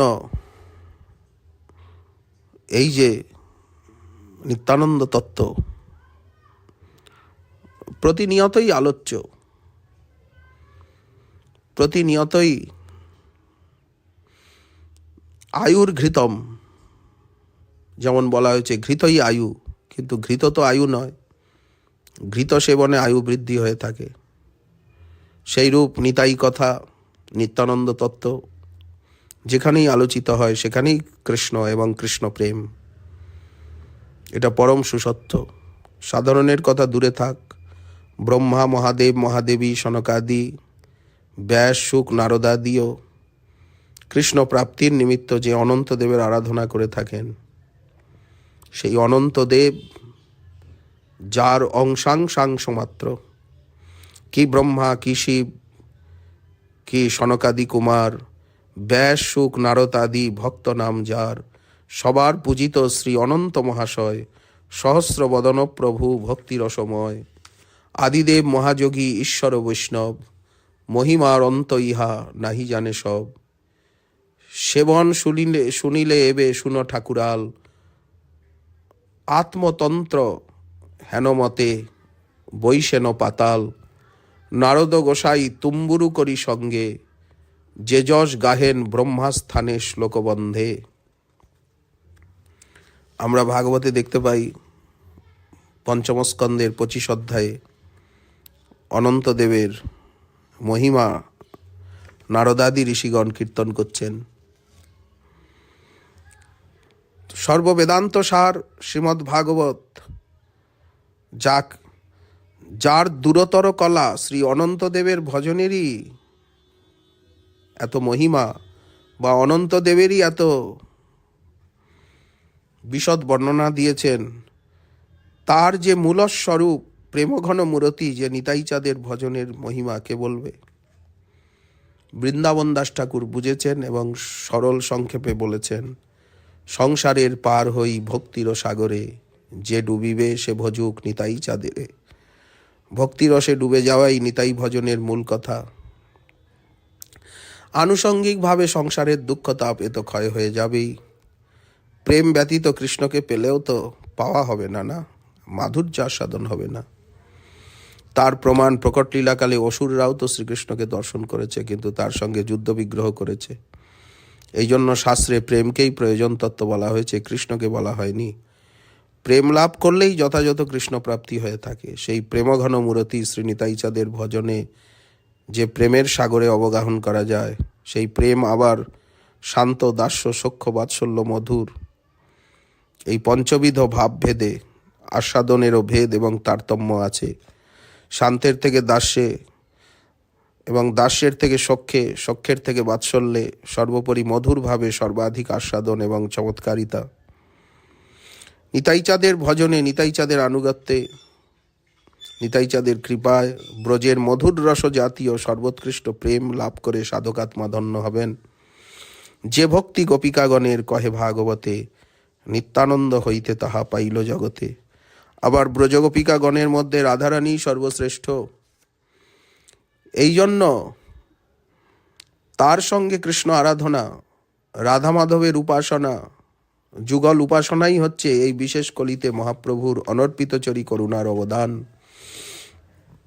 আমরা যদি যতক্ষণ পর্যন্ত রাধা মাধবের, রাধা মদন মোহনের উপাসক না হব, যুগল উপাসক না হব, ততক্ষণ পর্যন্ত নিতাইচাঁদ যে কি দিলেন, মহাপ্রভু যে কি দিলেন, তার অনর্পিতচরী করুণার অবদানকে আমরা বুঝতে পারবো না। এই জন্য মহাপ্রভুর চরণাশ্রিত গৌরীয় বৈষ্ণবগণ যুগল উপাসক, তারা যুগল মন্ত্রে দীক্ষিত। আর এই সুদুর্লভ ভক্তির ভাণ্ডারী শ্রী নিতাইচাঁদ। তাই নরোত্তম দাস ঠাকুর মহাশয় প্রার্থনা গীতিকায় লিখেছেন, নিতাই পদ কমল কোটিচন্দ্র সুশীতল, যে ছায়ায় জগত জুড়ায়, হেন নিতাই বিনে ভাই রাধাকৃষ্ণ পাইতে নাই, দৃঢ় করি ধর নিতাইয়ের পায়। নিতাই বিহনে, নিতাইকে ছেড়ে রাধাকৃষ্ণকে পেতে নেই, পাওয়া উচিত নয়। পাবার চেষ্টা বা প্রযত্ন করা উচিত নয়, এ কথার অর্থ। নিতাই চরণ ছেড়ে রাধাকৃষ্ণকে পাওয়ার চেষ্টা বা প্রযত্ন করা উচিত নয়। নিত্যানন্দ চরণ ধরেই, নিতাই কৃপাকে সম্বল করেই, নিতাইয়ের আনুগত্যেই রাধাকৃষ্ণকে পাওয়ার চেষ্টা করা উচিত। এটাই হচ্ছে কথার সারস্য, মূল লক্ষ্য। রাধাকৃষ্ণ পাইতে নাই বলতে রাধাকৃষ্ণের ভজন করতে নাই, এ কথা নয়। নিতাই চরণ ধরেই রাধা মাধবকে পাওয়ার চেষ্টা বা প্রযত্ন করা উচিত। যিনি ভগবৎ স্বরূপের উপাসনা করবেন, উপাসনার সিদ্ধিতে প্রেম লাভ করে তো তাকেই প্রাপ্ত হবেন। রাধাকৃষ্ণের উপাসক যুগলের আরাধনায় প্রেম প্রাপ্তির পরে যুগল চরণই তো লাভ করবেন, এটা তো নিশ্চিত। তবে ঠাকুর মহাশয় কেন বললেন যে নিতাই বিহনে রাধাকৃষ্ণকে পেতে নেই, পাওয়ার চেষ্টা করা উচিত নয়? এর উত্তর এই যে রাধাকৃষ্ণের উপাসনা অন্যান্য ভগবৎ স্বরূপের উপাসনার মতো নয়, এ পরম রহস্যময়। অজ ভব রমা উদ্ধবাদিরও অলভ্য, মুনি ঋষিগণেরও অগম্য। এই বিশেষ কলিতে মহাপ্রভুর করুণাতেই এই কলির মানবের জন্য আজ সুলভ হয়েছে। সুতরাং রাধাকৃষ্ণের প্রাপ্তির জন্য শ্রী গৌরাঙ্গের ভজন এবং গৌরাঙ্গের কৃপা একান্ত অপেক্ষিত। আর গৌরাঙ্গের ভজনের অনুরূপী সাধকগণের চিত্তে রাধাকৃষ্ণের লীলা স্বরূপ তত্ত্ব মহিমার স্ফুরণ হবে গৌর কৃপায়। মহাপ্রভুর প্রিয় পার্ষদ শ্রীপাদ প্রবোধানন্দ সরস্বতী তাই লিখেছেন, যথা যথা গৌরপদার বৃন্দে বিন্দেত ভক্তিঙ্কৃত পুণ্যরাশি তথোৎসর্পতিরিত্যকস্মাৎ রাধা পদাম্ভোজ সুধাম্বুরাশি। পুণ্যাত্মা ভক্ত সাধকের শ্রী গৌরসুন্দরের শ্রীচরণে যে পরিমাণে ভক্তির উদয় হবে, সেই অনুপাতেই তার হৃদয়ে শ্রী শ্রী রাধারানীর পাদপদ্ম সুধাম্বুরাশি উচ্ছ্বসিত হয়ে উঠবে। তাই যদি গৌর না হতো কেমন হইত, কেমনে ধরিতাম দে, রাধারও মহিমা প্রেমরস সীমা জগতে জানাতোকে, মধুর বৃন্দা বিপিন মাধুরী প্রবেশ চাতুরী সার, বরজ যুবতী ভাবেরও আরতি শকতি হইতকার। যে গৌরাঙ্গের নাম লয় তার হয় প্রেমদয়, তারে মই যাও বলিহারি। গৌরাঙ্গ গুণেতে ঝুরে নিত্যলীলা তারে স্ফুরে, সে জন ভগতি অধিকারী। গৌর প্রেম রসার নবে সে তরঙ্গে যেবা ডোবে, শ্রী সে রাধা মাধব অন্তরঙ্গ। তাহলে গৌরচরণে ভক্তি, তার কৃপা লাভ করতে গেলে এখানে গৌর প্রেম রসার্ণব বলতেই নিত্যানন্দই হচ্ছে গৌর প্রেম রসার্ণব। অতএব নিত্যানন্দ চরণে গৌরপ্রেম রসার্ণব বলতেই তো গৌরপ্রেম মূর্তিমান নিতাই। এই জন্য গৌরপ্রেম লাভ করতে গেলে নিত্যানন্দ চরণে ভক্তি, তার ভজনা করা একান্তই প্রয়োজন। পক্ষান্তরে নিত্যানন্দ তত্ত্বে, নিত্যানন্দ কৃপায় তিলার্ধেক যদি কারো দেশ অথবা উপেক্ষা থাকে, তাহলে গৌরাঙ্গের কৃপা লাভ করা যায় না। শ্রী গৌরাঙ্গের শ্রীমুখ বাণী তার প্রকৃষ্ট প্রমাণ। চৈতন্য ভাগবতে হাতে 3 তালি দিয়া শ্রী গৌর সুন্দর সবারে কহেন অতি অমায়া উত্তর। প্রভু বলে, এই নিত্যানন্দ স্বরূপেরে যে করেন ভক্তি শ্রদ্ধা, সে করে আমারে। ইহার চরণ ব্রহ্মা শিবেরও বন্দিত, অতএব ইহানে করিও সবে প্রীত। তিলার্ধেক ইহানে যাহার দেশ রহে, ভক্ত হইলেও সেহ আমার প্রিয় নহে। ইহান বাতাস লাগিবেক যার গায়ে, তাহারেও কৃষ্ণ না ছাড়িবে সর্বথায়। ব্রজরসের উপাসকগণকে মহাপ্রভুর এই শ্রীমুখবাণীর মর্ম প্রণিধানপূর্বক উপলব্ধি করতে হবে। মহাপ্রভুর স্বয়ং প্রিয় ভক্তগণের সন্নিধানে নিতাই ভজনের প্রয়োজনীয়তা মহাপ্রভু নিজে উল্লেখ করে আর হাতে 3 তালি দিয়ে ত্রিসত্য করে জানিয়েছেন বিষয়টি। প্রভু বলছেন, নিত্যানন্দের প্রতি শ্রদ্ধা ভক্তি করা মানেই আমার প্রতি শ্রদ্ধা ভক্তি করা। ভক্তি তো ভগবানের প্রসন্নতার একমাত্র কারণ। সুতরাং নিতাইয়ের ভজনে গৌরের ভজনকারীর প্রতি যে সমাধিক প্রসন্নতা, নিতাইয়ের ভজনের দ্বারা কি হবে না, মহাপ্রভুর সমাধিক প্রসন্নতা লাভ হবে, এটা জানা গেল। মহাপ্রভু বলছেন, জীবের কথা কি, পরম অধিকারী ব্রহ্মা শিবাদিও নিতাই চরণ বন্দনা করেন। অতএব ভক্তগণ, তোমরা সকলে নিতাইয়ের চরণে ভক্তি করো। যদি তিলার্ধ কেউ নিত্যানন্দের প্রতি দেশ বা উপেক্ষা করেন, সে ভক্ত হলেও আমার কখনো প্রিয় নয়, এটা তোমরা নিশ্চিত জানো। অর্জুনকেও এইরকমই কথা বলেছেন ভগবান গীতায়, যো মদ্ভক্ত সমে প্রিয়। ভক্তই কৃষ্ণের প্রিয় হয়ে থাকেন। মহাপ্রভু বলছেন, আমার ভক্ত হয়েও যে আমার ভজন করে নিত্যানন্দকে উপেক্ষা করেন, সে আমার প্রিয় নয়, সে আমার ভক্ত নয়, সে ভক্তাভাস। অতএব গৌর ভজনই নিষ্ফল হয়ে যাবে। নিতাইয়ের ভজনের কথা দূরে থাকুক, নিতাইয়ের গায়ের বাতাস একটু লাগলেও তিনি কৃষ্ণকে পাবেন, একথা মহাপ্রভু বললেন। এর দ্বারা নিতাই চাঁদের ভজনে শ্রী গৌরাঙ্গের কৃপালাভ, গৌরপ্রেম এবং রাধাকৃষ্ণের কৃপালাভ এবং একান্ত সুলভভাবে লাভ, এই নিগূঢ় বৈষ্ণব সিদ্ধান্ত অবগত হওয়া গেল। এই জন্য ঠাকুর মহাশয় বলেছেন, হেন নিতাই বিনে ভাই রাধাকৃষ্ণ পাইতে নাই।